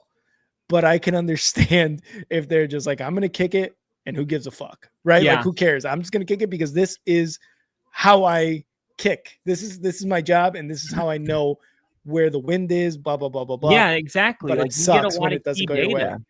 Yeah, exactly. 100%. I think the Broncos kick in the Seattle Russell Wilson return game, if I'm not mistaken, they called a timeout and he kicked the ball and he missed it left. And I was like, oh, awesome, because now he kicks it again. But I believe he missed it left twice in a row. Like it was like the same exact kick, if I'm not mistaken. Who was your kicker at that? Was it McLaughlin? Legend Brandon McManus. It was funny. McManus. Brandon Perna had a post during Thursday Night Football that was like, Packers kicker Brandon McManus and Commanders linebacker Von Miller. He's like, I can't get used to this. I see what you mean. Yeah. Our kickers, we've had a lot of good luck. Like my whole life, we've had really 3 kickers. It was Jason Elam, and then Matt Prater, who's still kicking for the Cardinals. And then we got rid of Matt Prater. He was struggling with alcohol issues, and we moved on to Brandon McManus. And I've never been real understanding of why McManus was gone, because when Sean came in, he was like, I want Will Lutz, who was his kicker with the Saints. And he was pretty good last year, but I never understood why we moved off of McManus. He was perfect in our postseason where we won the Super Bowl. Yeah. And look at him with the Packers. Like, I don't remember him missing 40-yarders in a dome. Like, yeah, the same. I have the same questions about Robbie Gould. Is like, we got rid of the most accurate kicker in Bears history, the leading points haver in Bears history for a decade plus of uncertainty in that position. In 2018, we had Cody Parkey. He was still kicking for the 49ers and he was still making those kicks. I don't know if he does a Brandon Aubrey where he can kick a 64-yarder and make it with yards to spare. I don't know if Robbie Gould would ever be able to do that. But he was accurate. He would have made that kick in 2018 against the Eagles in that wild card round.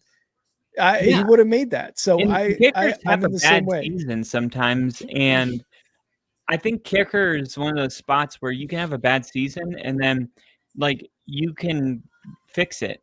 Like it's not like receivers where it's like once the fall, once they kind of start to drop off, it's over. Like kickers, we've seen kickers like get kicked out of a city and then go on to have another great career. Remember the Colts, I think, the Patriots got rid of Vinatieri and then he went onto the Colts and was great for them. I think he won the Super Bowl in was it 06? I think he did too, yeah. And that was after, a couple missed field goals with the Patriots. They booted him. Adam Vinatieri, yep. And then he went on, and look at McManus with Green Bay right now. Like the dude's, I don't know if he's missed a kick since he's been in Green Bay. And you kicked out of Jacksonville too. Like, I'm like, I don't understand it. And then of course get it.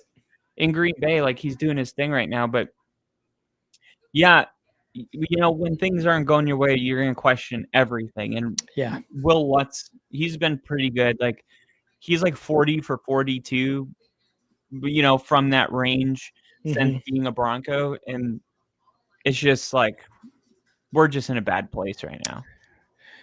Yeah, I agree. And all this kicker talk is, I think I was talking about it earlier when you were trying to figure out the Mike situation, is like Cairo Santos he's been our best kicker since Robbie Gould. And I say best in terms of accuracy and consistency.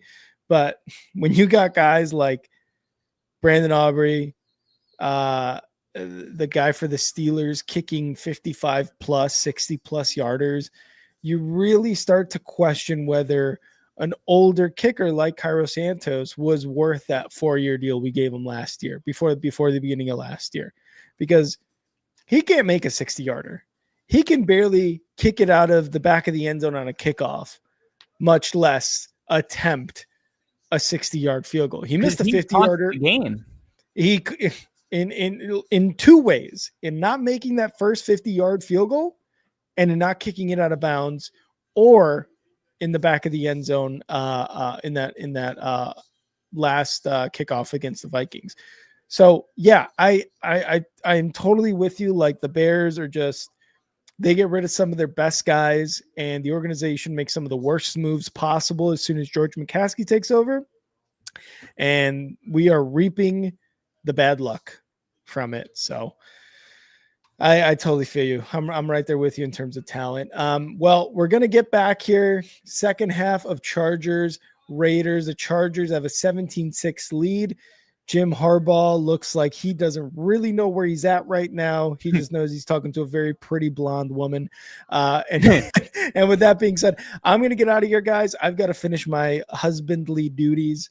I've got some more chores to finish up before my work week begins. So Kyle's going to take over from here. Real quick, hit that like button, hit that subscribe button before you guys get out of here. Bill, this one's for you, buddy. Hell yeah. Kyle, I will see you later this week for our predictions for week 3, brother. See ya. See ya. All right. Good to have Rick in here as always. All right. They're going to take it out. I feel like we've seen a lot of kick returns this year. I'm kind of confused at why, because I I remember thinking the average starting field position last year was the 29-yard line, and a touchback was the 30. So I remember thinking, if they really want people to return the ball, they got to make a touchback the 35-yard line. But I think it's the opposite. I think they needed to make a touchback the 25-yard line, right? Because then people are incentivized to return the ball because they think, I can get past the 25-yard line. I don't remember why last year it was so clear to me that if they wanted people to return it, they needed to make a touchback the 35-yard line. But now I can't remember why that would have been the answer. Because to me, that would just incentivize taking the touchback starting at the 35. But we're seeing a lot of people take the ball out now. So I don't know how I got so lost on the kick return. I don't understand it. I'm confused. I don't understand why we're seeing all these people take it out when they could just take a knee and be at the 35. But I understood it last year because I specifically said if they wanted more returns, this is what they have to do, and they did it. But now I totally lost and clueless about why that is resulting in more kick returns. So if you guys can help me out with that one, please do, because I can't figure it out. Quick throw to Quentin Johnston, 17-6. Chargers looking to get a good opening drive, result in a touchdown, and take a 24-6 lead. Raiders looking to try to get the ball back offensively, score a touchdown, make it 13-17. And quick throw to Lad McConkey. That's going to pick up a first down. And yeah, I think, whatever happens, whoever scores the next touchdown in this game is going to dramatically shift the win probability. If the Raiders score, we got a ball game. If the Chargers score, all of a sudden, it's 6-24.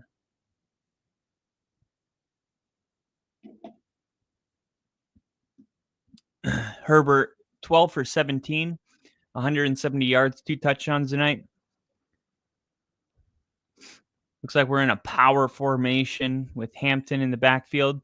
They're going to play fake. Herbert rolling out, avoiding the pressure, and slides down. And he's going to lose a yard there. I don't know if that'll be considered a sack or just a rush for -1 yards. But look, you got 3 guys in your face immediately, 3 Raiders, and Herbert was able to kind of roll out of it. I thought that could result in a dangerous big-time play for the Chargers, but Herbert never even threw it. So they lost 3 yards. Fake the handoff. Herbert, check down, and he's only going to pick up 1. And Jamal Adams, man, somebody that has a lot of time playing with Pete Carroll in Seattle, and he had a really good week last week. I saw a lot of different charts with him being one of the highest graded safeties last week, and he made a big play right there to set up this 3rd and 12. Chargers got trips right, 4 wide receivers, quick throw, middle of the field, and this is going to be an interesting call because they picked up 11 on 3rd and 12. And for the moment, it looks like they're going to go for it. 4th and 2 officially, and this is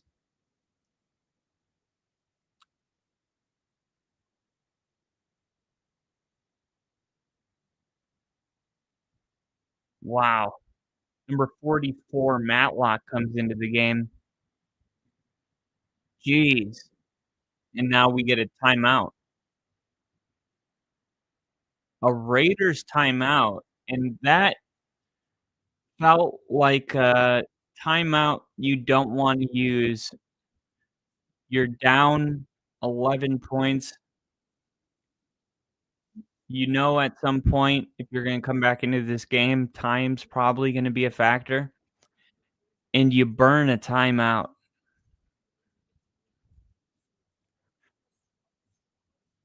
Now, if you get the stop here, you can live with that, but if you don't, I mean, I've even seen the team elect to kick the field goal and be like, "Hey, pretending to go for it. We got him to burn a timeout. Now we'll take the field goal." And but they're gonna line up here and go for it. And fake the handoff. They're gonna throw it, and Herbert fires, caught, middle of the field, all the way down to the 5-yard line. Keenan Allen comes up with the big time play. It is 1st and goal. Justin Herbert. You had 44, big, powerful guy in motion. Such a good job picking up that blitz. 44 couldn't stop the pass rush, but then I believe that was McConkey who was able to get the cleanup duty done and buy Herbert enough time to throw that football. And now we're going to get a timeout by the Chargers. You got to be able to just snap the ball and hand it off. You got both these coaches burning a timeout. You can't have that.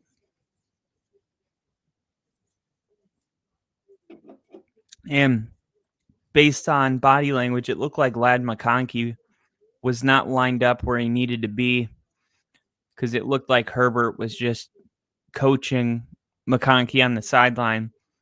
And he was like, "My bad." 4th and 1, and they decided to take a shot. It was actually 4th and 2. And now here they are on the 5.5-yard line, 1st and goal, handoff, and that's going to go all the way down to the 3. And the Chargers, man, their identity from the moment they hired Jim Harbaugh was, we're going to be physical and tough. We're going to run the football, and we're just going to outpower you, outman you, outstrength you. They lose Rashawn Slater right after signing a historic deal, and people thought, man, it's a problem when you lose the best offensive lineman in the game. But for the Chargers, their whole identity was the persona of Rashawn Slater, and you were wondering, okay, not only are they going to be able to overcome this, but are they going to have the same MO? Are they going to still have the same personality, or are they going to pivot? And we got 2 running plays in a row down here. This drive started after the 1st down on the 5.5-yard line. And you had a run and another run, and now it's 3rd and goal on the 2, and it'll be another run. And this time, 3 Raiders are going to meet him in the backfield. He was able to get back to the line. That was Jamal Adams, who I was just raving about. Had a huge week last week, and it's 4th and goal. And if you're the Chargers, you know, that was a far field goal when it was 4th and 2, and you decided to go for it. So now that it's a easy field goal, they're going to just take the points. This will keep it at 14 and also chewed up 7.5 minutes of clock. Chip shot field goal's good. And that is the difference between Jim Harbaugh and DeMeco Ryans.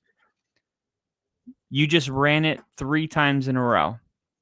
And on the final and you had less and less success every play, because on first down you picked up 5 yards, on second down you picked up 1 yard, on third down you picked up -1 yards, and Harbaugh has the smarts to go, okay, look, if we can't run the football 3 times in a row and get it, then we're not going for it on fourth down. We're going to take the field goal. We're going to make sure that we take 7 minutes of clock, and it resulted in something. You know, you just removed one of the Raiders' field goals by deciding to go with that kick. It is the right decision, and you don't get emotionally caught up in the I have to score here because I'm this close. And I think that's, if you look at last year, they won a lot of games because they elected to take a field goal. There's a lot of 12-9 victories, right? 16, 23, 22 points where the Dicker, the kicker, ends up kicking the ball 5 times, because Harbaugh has no problem taking 3 points when it comes down to it. And it is time to update the ticker because of Dicker.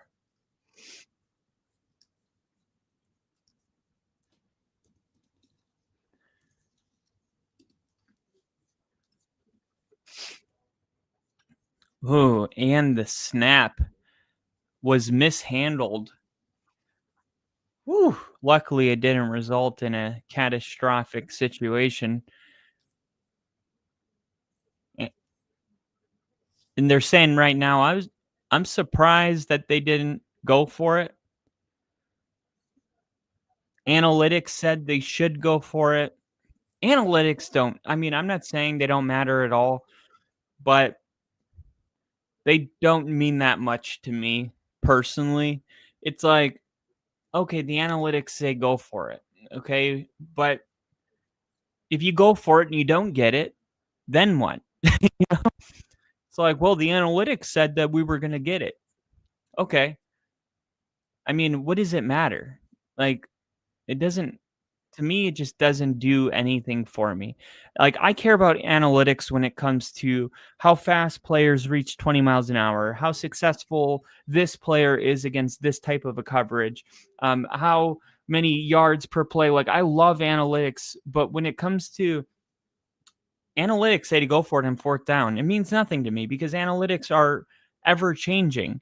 If the analytics said to go for it and you go for it and you don't get it, and that happens enough times, eventually the analytics will say not to go for it. But the analytics are just responding to what did or didn't happen. It's not necessarily, the result of a conversion is because you listened to analytics or you didn't. It's a variable. It's not a constant, so you can't treat analytics, which is a variable, like it's a constant. It's like when people say, I'm not picking the Broncos to beat the Chiefs until they beat the Chiefs. It's like, okay, but at some point you're going to be wrong. Analytics say that the Chiefs have won 12 of the last 12. Okay, but what does that have to do with this game? And I think when it comes to analytics, like, you got some coaches that lean heavy on the analytics, and I think analytics definitely have their place in football, but there's nothing better than your gut. You're on the road and you get stopped on fourth down. Not only do you come away with no points after Genty picks up a good 5-yard run, you shift the momentum to the Raiders. The Raiders all of a sudden get a touchdown, and you got a ball game, right? All of a sudden it's 17-13. Maybe they get a 2-point conversion. It's 17-14, but you turn the momentum and get the Raiders feeling like you get the crowd back into it, right? That is very, very costly. So I think it was the right decision. I don't know if analytics, good throw and catch for a first down. Analytics might say to go for it or to not go for it, but there's nothing, no computer can replace the feeling, a coach has in their gut. Like, okay, just tried 3 times in a row. The final handoff, we lost 2 yards. We're not getting a good push on the offensive line. The Raiders crowd's really rocking right here. Like, screw analytics at that point. Your gut is telling you, kick the field goal, get the crowd out of it. Here's a throw, pitch and catch to Jacoby Myers for 4 yards.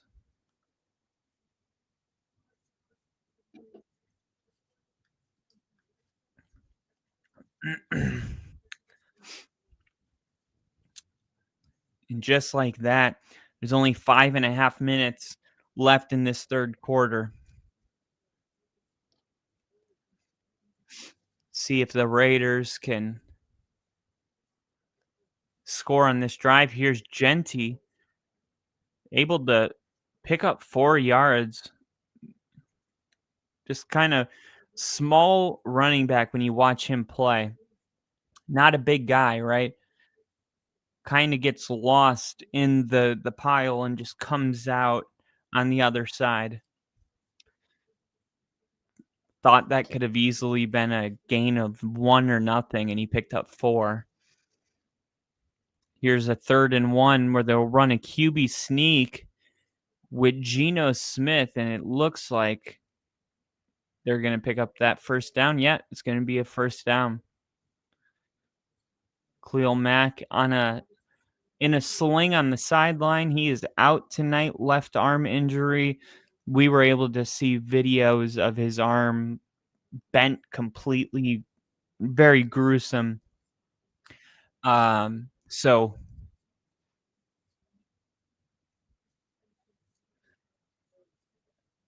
it's probably a broken arm. 1st and 10. Here's Jacoby Myers in motion.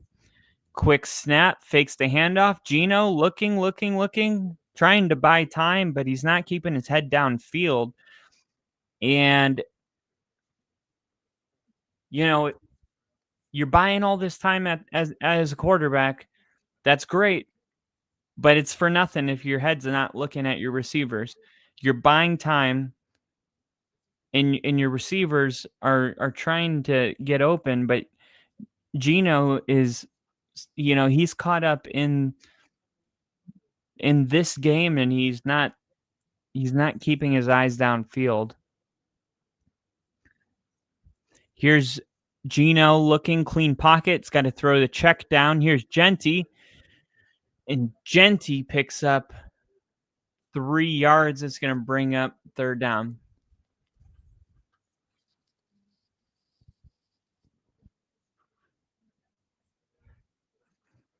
Third and 6, so somewhat manageable. And Genty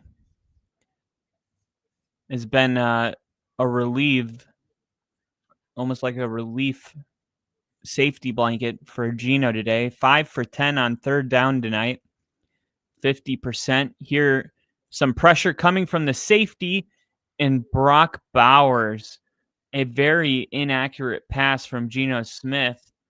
It looked like Derwin James came flying in like a bat out of hell. And right before this throw, he gets the ball out. Little inaccurate because he got hit almost as he was throwing it, but very good hands by Brock Bowers, able to pull that in. That's going to bring up 1st down, fake to handoff, rolling out, Jacoby Myers. Myers picks up 10 yards, 1st down. They're going to mark him short. I think that's a 1st down. I think I would challenge this. They're calling it a 9-yard gain. I think he got it. Yeah. I'm looking at the pylon cam. I think he picked up first down right there.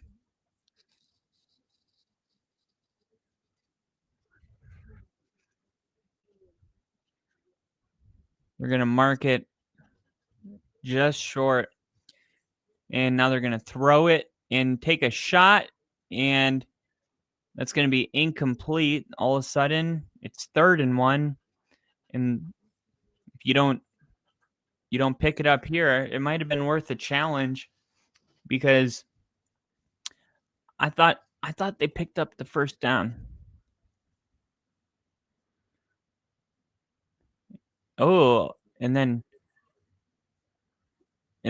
a little extra shove to Geno Smith after the play, and you can hear the fans thought the refs missed one there. And now Geno, for the second time on this drive, is going to pick up a first down with the QB sneak.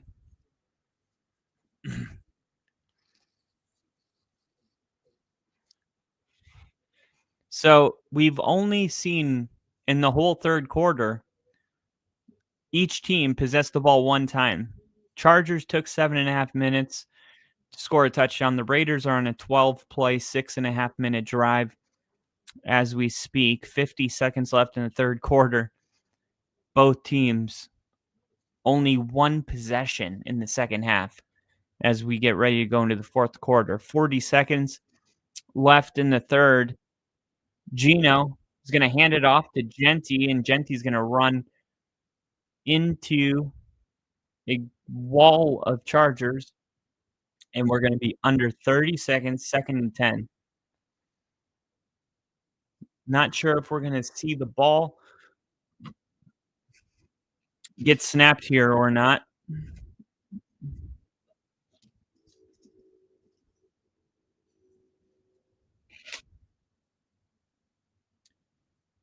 Seven, 6, 5, 4, and hard count, no snap. Fourth quarter.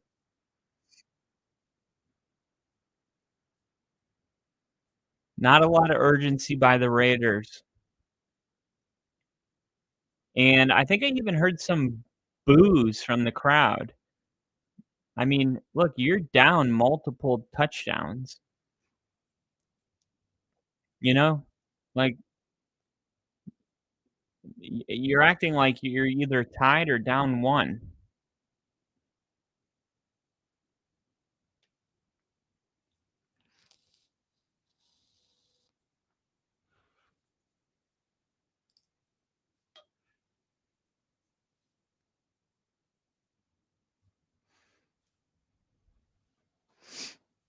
All right. Tom Brady at the stadium today.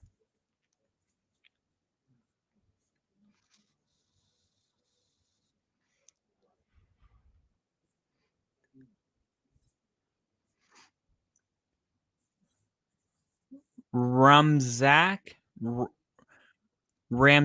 Fruan officially decommitted from UCLA today.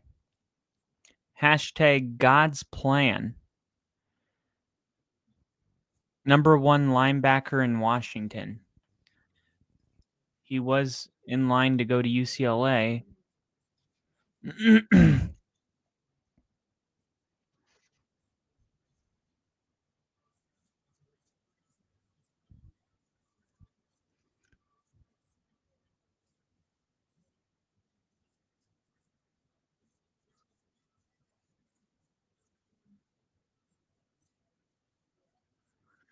Fans concerned after seeing Hot Boys rapper BG and his girl passed out in the car.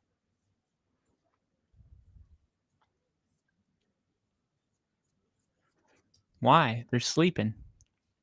Let them sleep. Nothing wrong with sleeping.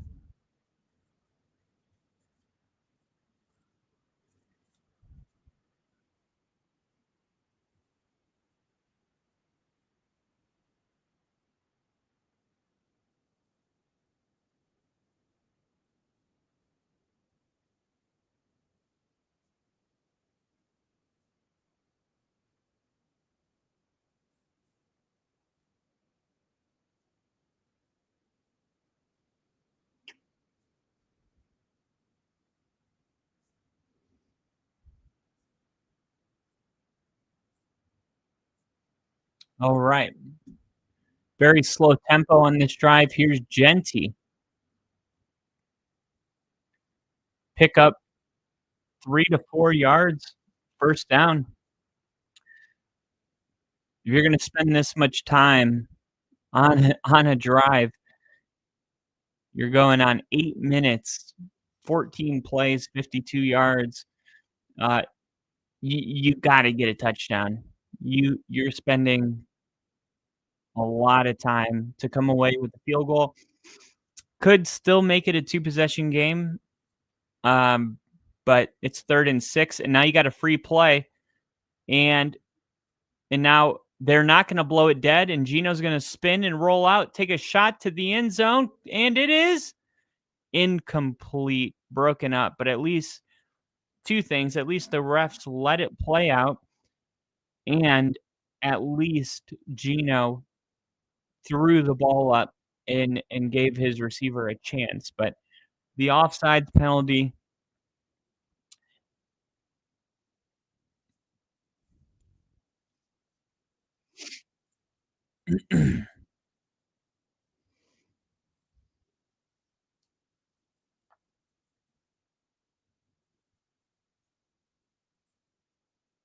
third and 1 because of the penalty. Here's under center. I wonder if he'll do a QB sneak again. No, he's going to fake the handoff and then a quick throw. Jacoby Myers, first down, spin, another spin, and they're in the red zone, 17-yard line. And the Raiders picked up another first down. 13 minutes, 45 seconds left.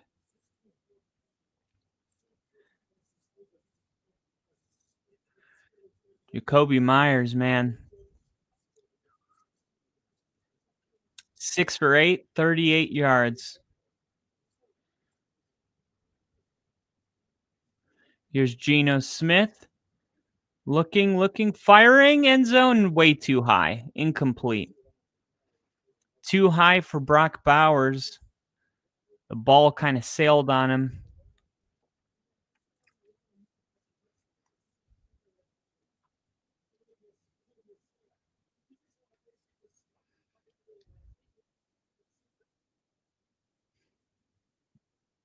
And, man, if he throws that ball on Brock Bowers' chest, that's a touchdown. He just sailed that ball. Very bad throw by Geno. 2nd and 10. We've seen Geno be the most inaccurate in the end zone today. 3 bad throws in the end zone. That one I'll consider the 4th. And a quick pitch and catch here is going to bring up 3rd and 5. Hart is hurting after the play. He has to run to the sideline.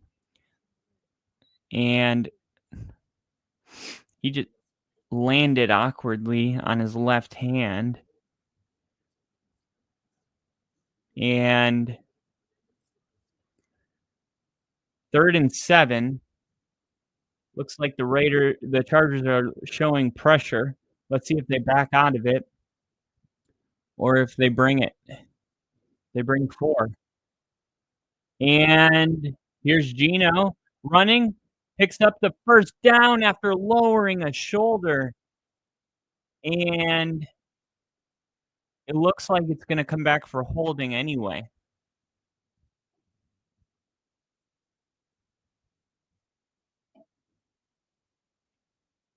Damn.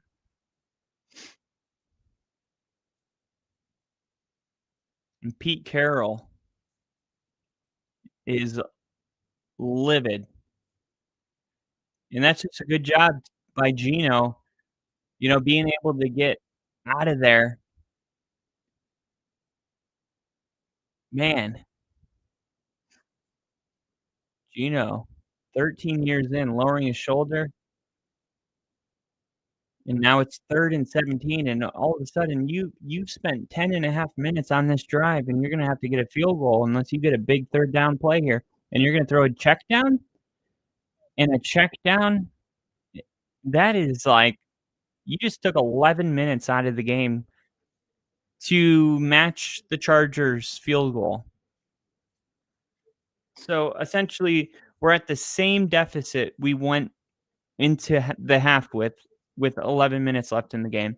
And that's what the Chargers kicking the field goal there, that's what they were rewarded right here. The Chargers deciding to kick a field goal on 4th and goal ultimately said the score deficit at the end of the first half, we're going to hold that deficit all the way to 11 minutes and 19 seconds because the 37-yard field goal is good. And we're back at a deficit of 11.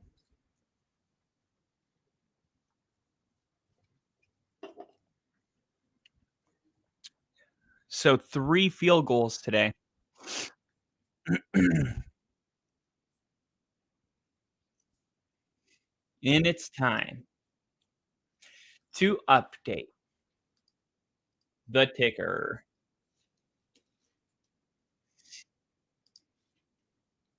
20-9.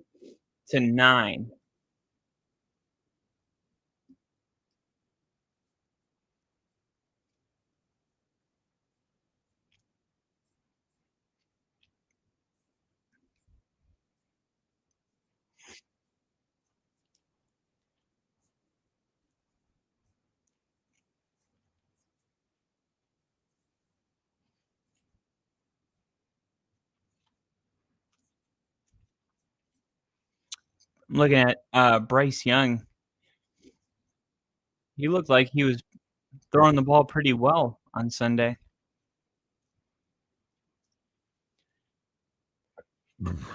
What I'm really shocked is Xavier Legette. He's just been very disappointing, man. I think he had 8 targets for -2 yards. It was like the fewest. It was like historically the worst performance ever. Like nobody that's targeted 8 times finished with -2 receiving yards. Man.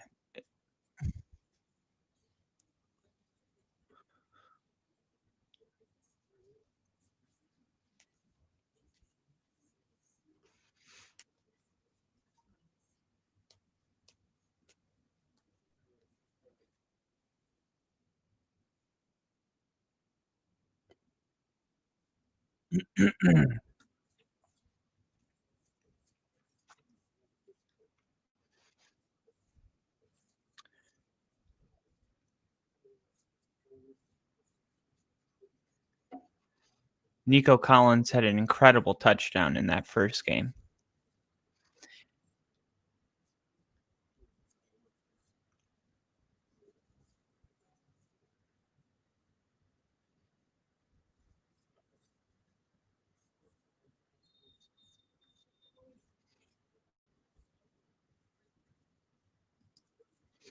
All right.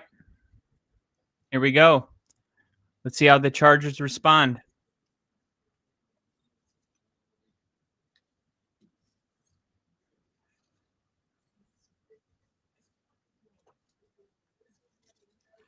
Pete Carroll still runs sprints.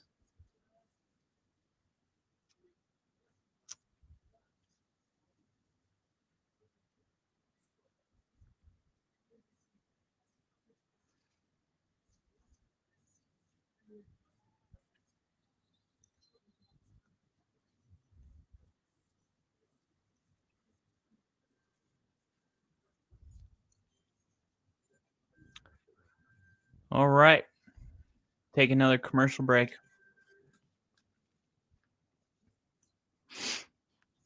Daniel Jones, 616 total yards, 5 total touchdowns, 0 picks.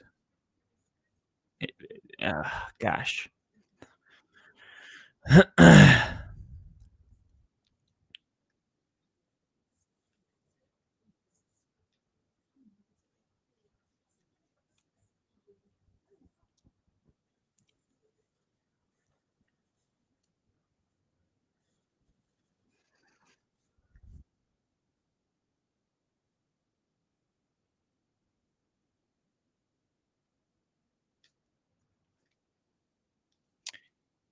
Who do you think the best player in tonight's Monday Night Football doubleheader is? Max Crosby, Justin Herbert, Baker Mayfield, Brock Bowers, Derwin James, Stingley Jr., Winfield, Mike Evans, Will Anderson, Daniel Hunter?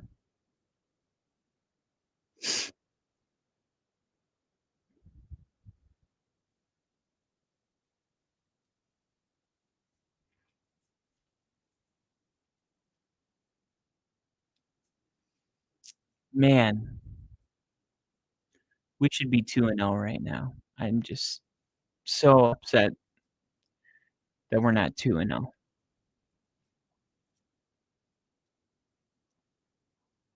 Man, it's funny, the graphic on the screen even said 2-0. They didn't even take it off. Before the Colts kicker kicked it, it said Denver 2-0, Colts 1-1.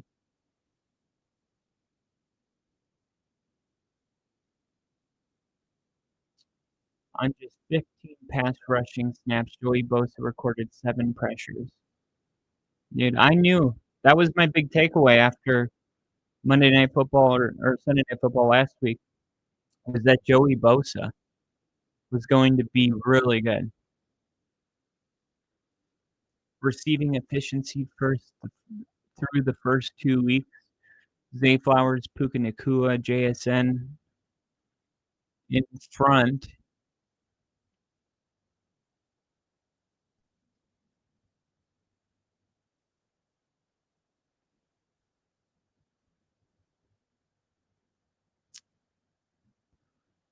All right, here we go. Chargers, check down, 1st and 10. And the Chargers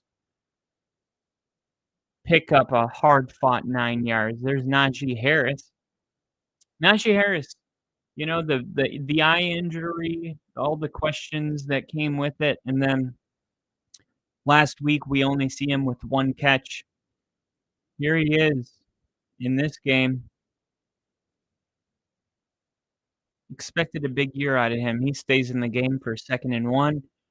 And here's his chance to show Jim Harbaugh something. Here he goes, handoff. And he picks up a 1st down on 2nd and 1. So back-to-back Najee Harris. And, man, the Chargers cannot, or the Raiders cannot give up another 8-minute drive. You know, touchdown, a 7-minute touchdown drive ends the game.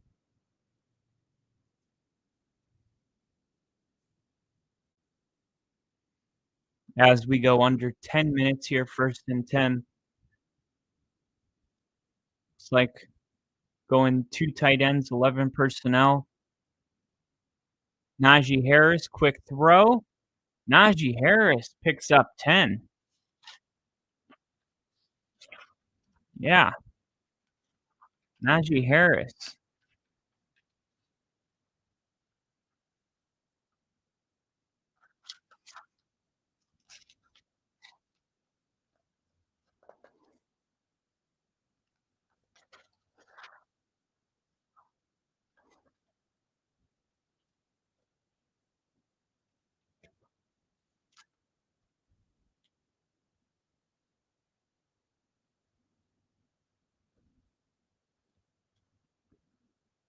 All right. A flag comes out. And the Chargers, man, they run a lot of 12 personnel with the 2 tight ends. Looks like it's going to be on Bozeman. That might help the Raiders out here as we go approach the 9-minute mark.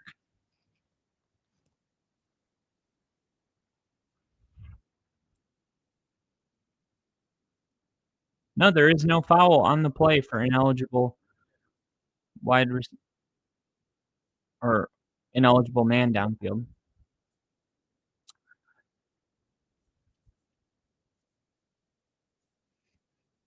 Yeah.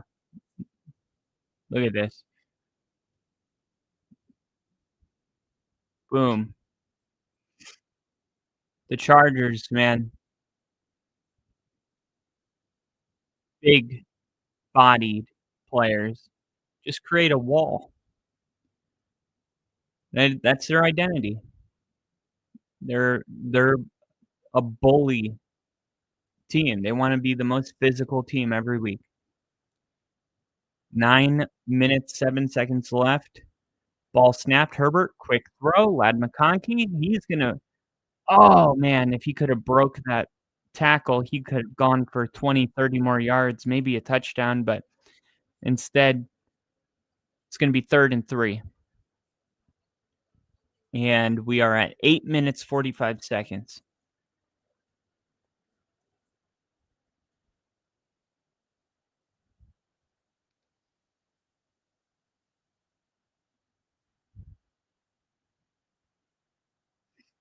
And here we are at the 8.5-minute mark. Chargers are 3 for 8. This is 3rd and 1, so they should be able to go 4 for 9 here. Here's Herbert. It's gonna be a pass. Herbert looking, and then firing. Oh my god, it should have been picked. I don't know why he didn't just run. That was so stupid. He could have easily picked that first down up with his legs, and instead he had all the time in the world too, and instead he throws the worst throw of the game. Somehow it's not intercepted. Like, why don't you just run? Why not just run? Use your legs, pick up the 1 yard, and reset the clock. Critical miss. Now it's 4th and 1. Offense stays on the field, and they're gonna fumble the ball, and the Raiders are gonna turn the ball over. Fumbled the snap. What a stupid play call. Why are you trying to get cute when your identity, it's 1 yard? Why are you throwing it and running shotgun pitches? What are you doing? Exactly what Reddick's saying. I believe that's Reddick. He's like, sometimes you get too cute. Why not just mash them with your size? That makes no sense. Those 2 play calls in a row. It is like, that is not your team. That is not your identity. You wanna run that play? Don't. Okay? Just don't. Jeez, I don't even want to cheer for one of these teams, but god.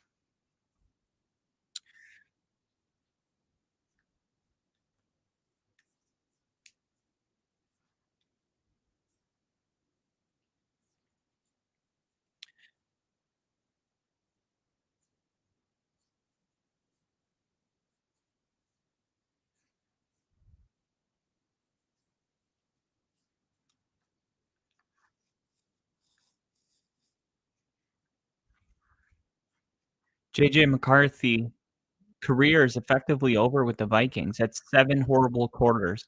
Coaching is adjusting to coddle him and protect him from feeling bad. That's just not gonna work. JJ McCarthy.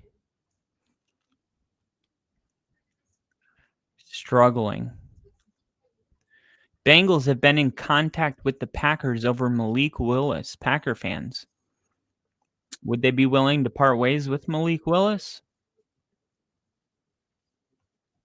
I believe the former solely first-round quarterback. Or no, I think he was the first quarterback selected, but maybe he didn't go till the 3rd round for the Titans. But he was the first off the board. Jeez. Unbelievable.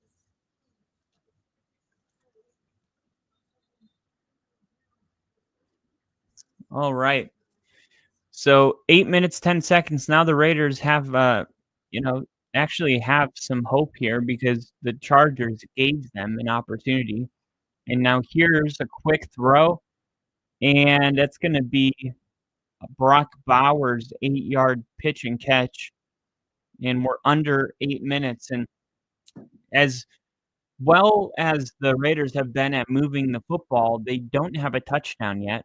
They've only scored 9 points, so you're really looking to score a touchdown quickly here, get the 2-point conversion, make it a 13 or a 3-point game, and ask your defense to get you another stop. You're gonna need a field goal anyway. Maybe even get a little closer and just kick it. Here's the throw, and it should have been intercepted. Man, Geno Smith continues to sail these passes over the receiver's head. We saw Brock Bowers get one sailed over his head. We saw Jacoby Myers. This is just another sailed throw. Right decision. Right decision, but now it's 3rd and 2. Geno's gotta hit these throws. These are not hard, difficult throws. Here's a quick throw. Jacoby Myers, 20, 15, tackled at the 15-yard line. And we get to the 7-minute mark.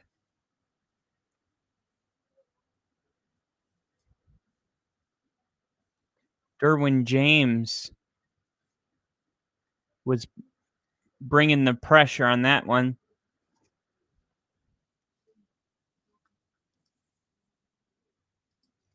Now they're going to get. We got Coaching White Gaming. What's up, Coaching White Gaming? In the chat.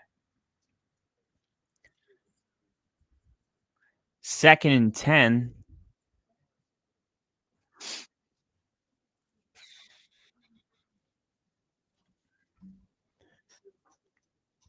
Jacoby Myers was open. That would have put the ball inside the 5. 2nd and 10. Here's Brock Bowers one-on-one at the top of the screen. Let's see what the safety does. He's coming middle. Let's see. Oh, he doesn't take the shot. He throws it to Genty, who gets immediately tackled. And man, I feel like we've seen very often in this game Geno dump it off to the check down when there's really not that much pressure. Like he's got a wide open, clean pocket. Why not, wait a little longer, see if a receiver can have an effective play after the play. Make it up a little bit. Hold the ball. You have to score. Now it's 3rd and 15 because you rushed a check down. Here we go. End zone. Pipped. Interception. And I mentioned it in the beginning of this game. Geno is the leader at throwing interceptions in the end zone. That is the part of the field where you want to protect the ball the most. We saw 3 or 4 bad balls thrown in the end zone. We're seeing a couple of them intercepted now. Derwin James, I believe the best safety in the NFL. You're picking on Derwin James, and he's going to make you pay. And now with 5:58 left in the game, the Raiders down multiple possessions. Chargers coming out with the ball, looking like short of a miracle. Chargers are going to win this game.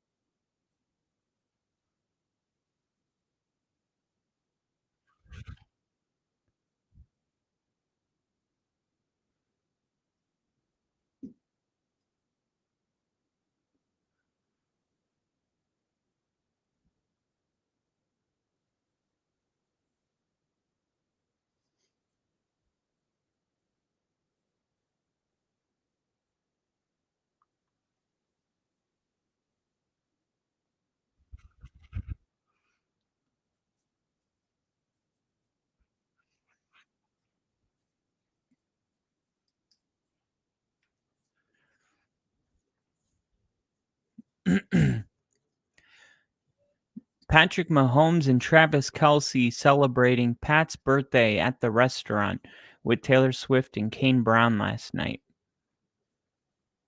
Legendary photo.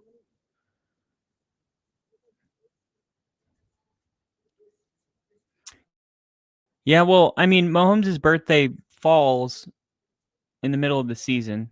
Oh, not in the middle, in the beginning. So, some people are going to be like, this is why they're losing games because they're not focused. But I mean, every single year they do something on his birthday, which I learned from watching the Quarterback Netflix series. Usually they're 2-0, so no one cares. But yeah, the guy can still have a birthday dinner.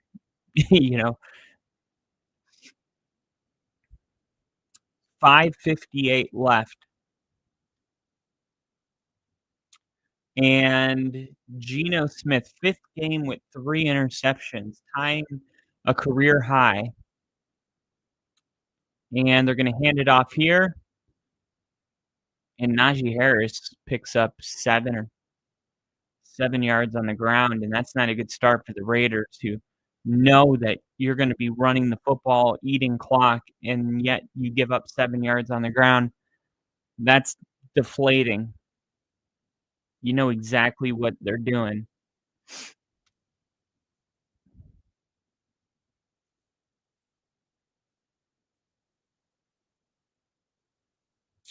Geno, 22 for 36, 169 yards, 3 interceptions. And that time they bottle up Najee Harris behind the line. Somehow he's able to get back to where it's only a loss of 1. Max Crosby.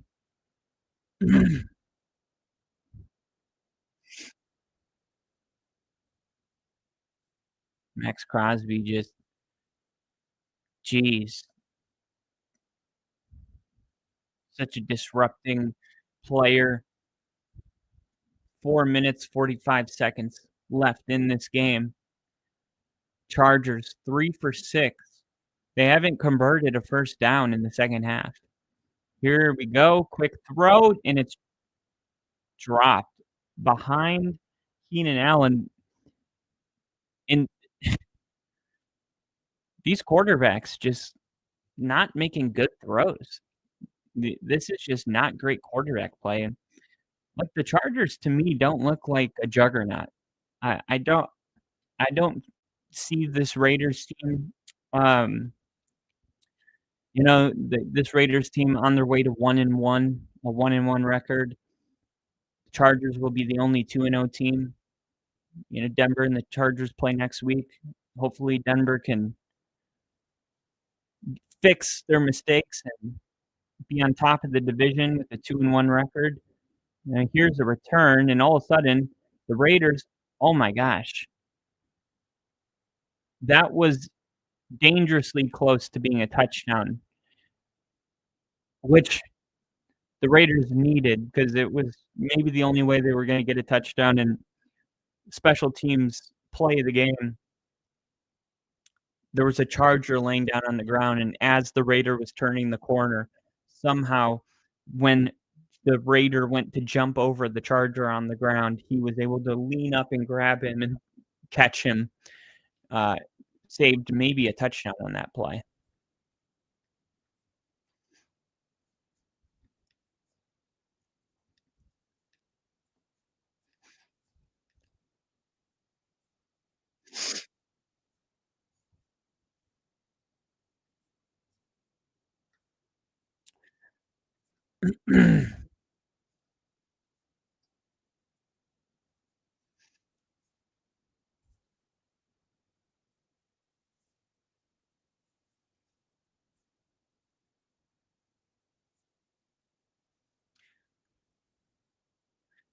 Should the Bengals trade for retired quarterback Derek Carr?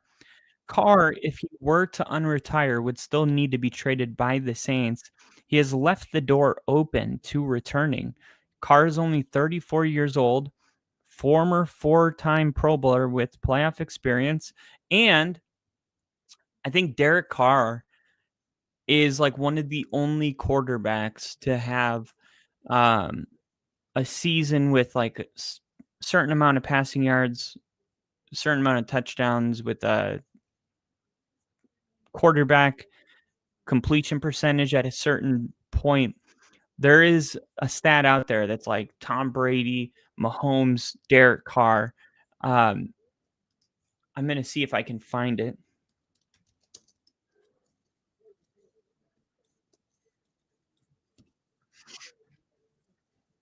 Derek Carr, crazy stat. That's how I'm going to find this.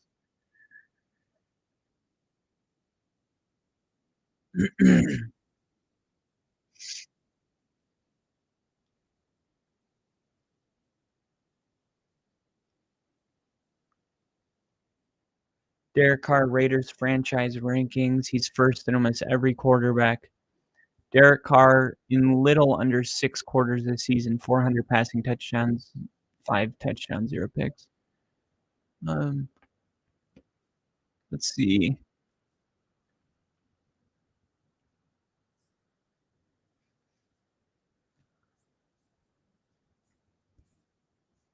Here it is. No, I thought I found it.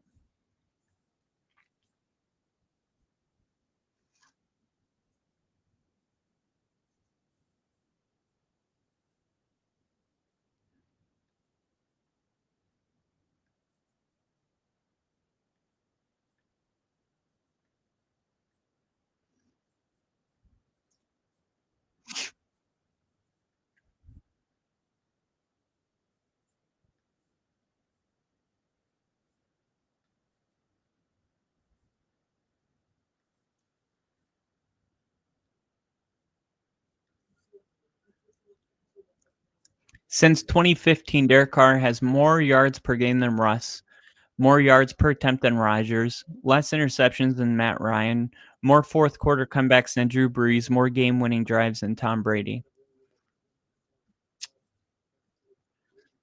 4th and 3. This is kind of a last gasp for the Raiders, and we're going to get a timeout.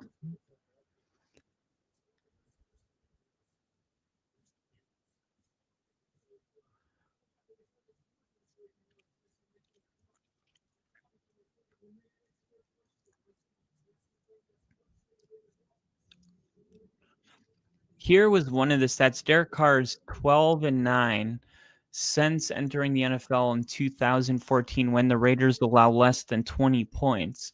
League average in that span is 0.827. Tom Brady's 143-6 when defense allows less than 20 points. Wow. Jay Cutler was 41-8. Colin Kaepernick, 18-6.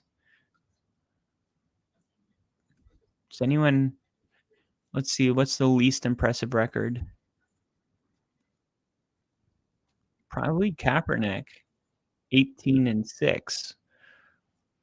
No, here's one. Derek Carr, 12-9. I guess that is the worst.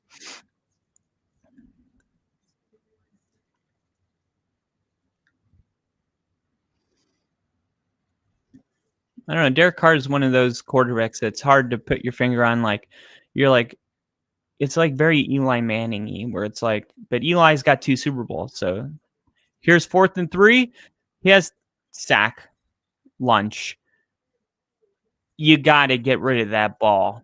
You got to give your team a chance. You got to throw a Hail Mary. It's 4th and 3.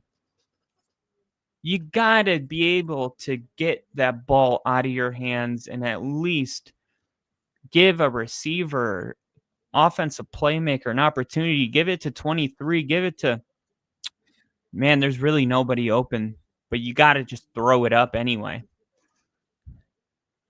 No reason to take a sack there with the game on the line. Man. All right. Well, ladies and gentlemen, now the Chargers are just going to run this clock out. The freaking Raiders do not get a single touchdown on this Chargers team. Ball's out. Raiders have it. Oh my God. The ball's out. We got a ball game.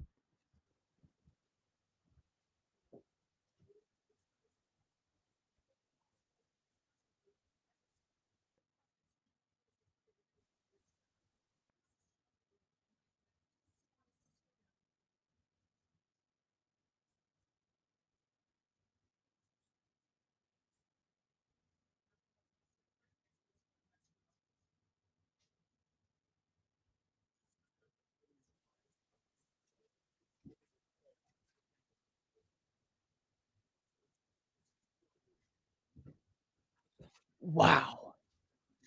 Now with 3 minutes, 45 seconds, Gino has been gifted. Ball batted in the air, and it falls to the grass.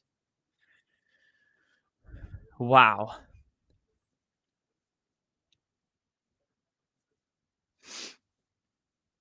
Still a 2-possession game.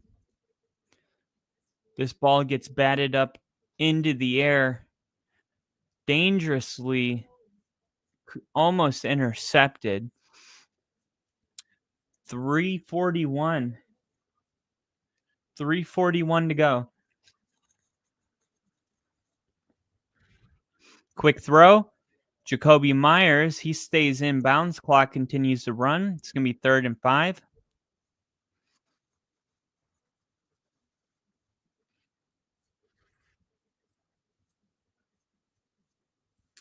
Here we go. Gino dropping back, looking to pass. Throwing, lobbing. Oh. Derwin James on the coverage. Brock Bowers reaches up, tried to make a one-handed grab. Raiders wanted the PI call. One of Bowers' hands is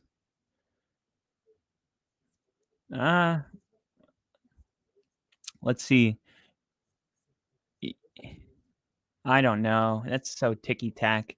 I don't know if that's pass interference. They want it. I don't really see it.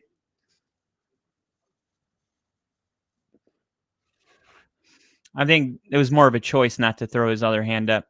Here's Gino rolling, trying not to get sacked. Oh, he stays on his feet. Now he's got to get rid of the ball. He got to get rid of it. Throws it into the dirt. Nobody in the area. And after the Chargers gift wrapped a series, hey, here's another go at it. Come on. You guys can get at least a touchdown, right? No, we can't even get a first down. Gino rolling out. He doesn't even throw a ball that is even possible to be caught. I get that he's running for his life and Derwin James is chasing him, but man, you got to throw a catchable ball. We saw 2 4th downs in a row where we have Geno Smith throwing impossible passes.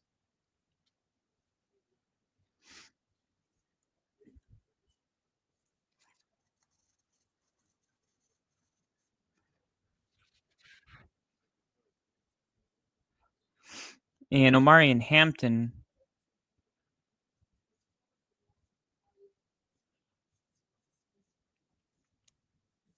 with the fumble. And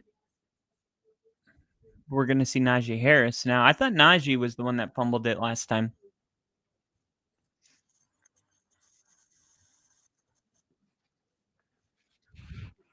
Derwin James, man.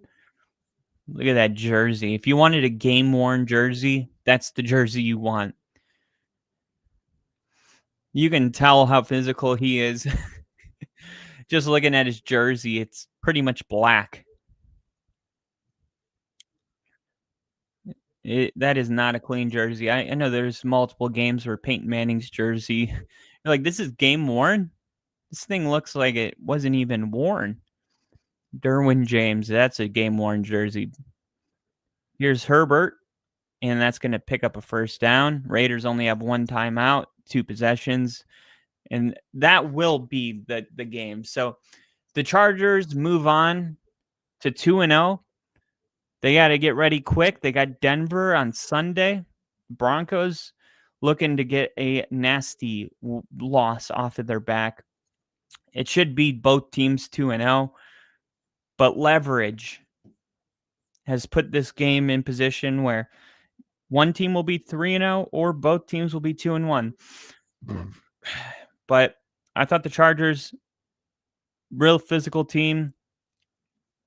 All right, they're not doing anything crazy offensively. I think this could be a good get right game for our defense. As long as we can kind of contain the 2 running backs, and really our weakness is elite running backs and really special tight ends. And the Chargers don't really have that. I think the style of football the Chargers play, I think we match up well with the Chargers, and I like our chances to get that loss out of our mouth next week. But that's going to be a real important AFC West game. Winner will be number 1 in the division. So hopefully that works out in our favor. But the Raiders today, very unimpressive game. Bad game from Geno Smith, 3 interceptions. This is the guy that Nick Wright said was better than Bo Nix. I'm sorry. Geno Smith is not better than Bo Nix. And your Raiders, who you have as a surprise playoff team, they are not good. They didn't score a single touchdown tonight. Like, defensively, I got to give them credit. They hung in there, and as Najee Harris slides down instead of scoring. But look, the Raiders, I don't see them as a playoff team, but it was a good win against the Patriots week 1. But this was a real test to see where they were at, and this is exactly where I suspected they would fall. So unless the Raiders are way better than what they showed us today, and this is just a bad game, but I don't see it that way. I see this as exactly where both teams are at. There was 0 surprises for me personally in this game. But yeah, everything we want is right in front of us, man. We just got to go on Sunday, go to LA and take it. We gotta just be the team that we know we can be, and we'll just separate ourselves from the pack. You got to take advantage too with the Chiefs being 0-2 for the first time, and like I don't even know last time they were 0-2. I'm sure the graphic showed it immediately after that game. And Justin Herbert slides down, kind of an awkward ending to that play. But he gets back up. He's okay. 2-minute warning, and please like, subscribe, all of that good stuff. I will see you guys on the next stream. We got recap and predictions coming back up. It's football season. We are going to be putting out a bunch of content. So thank you guys for tuning in to Monday night's doubleheader. I can't wait to see you guys on the next stream. And as always, long live Bill. Love you guys.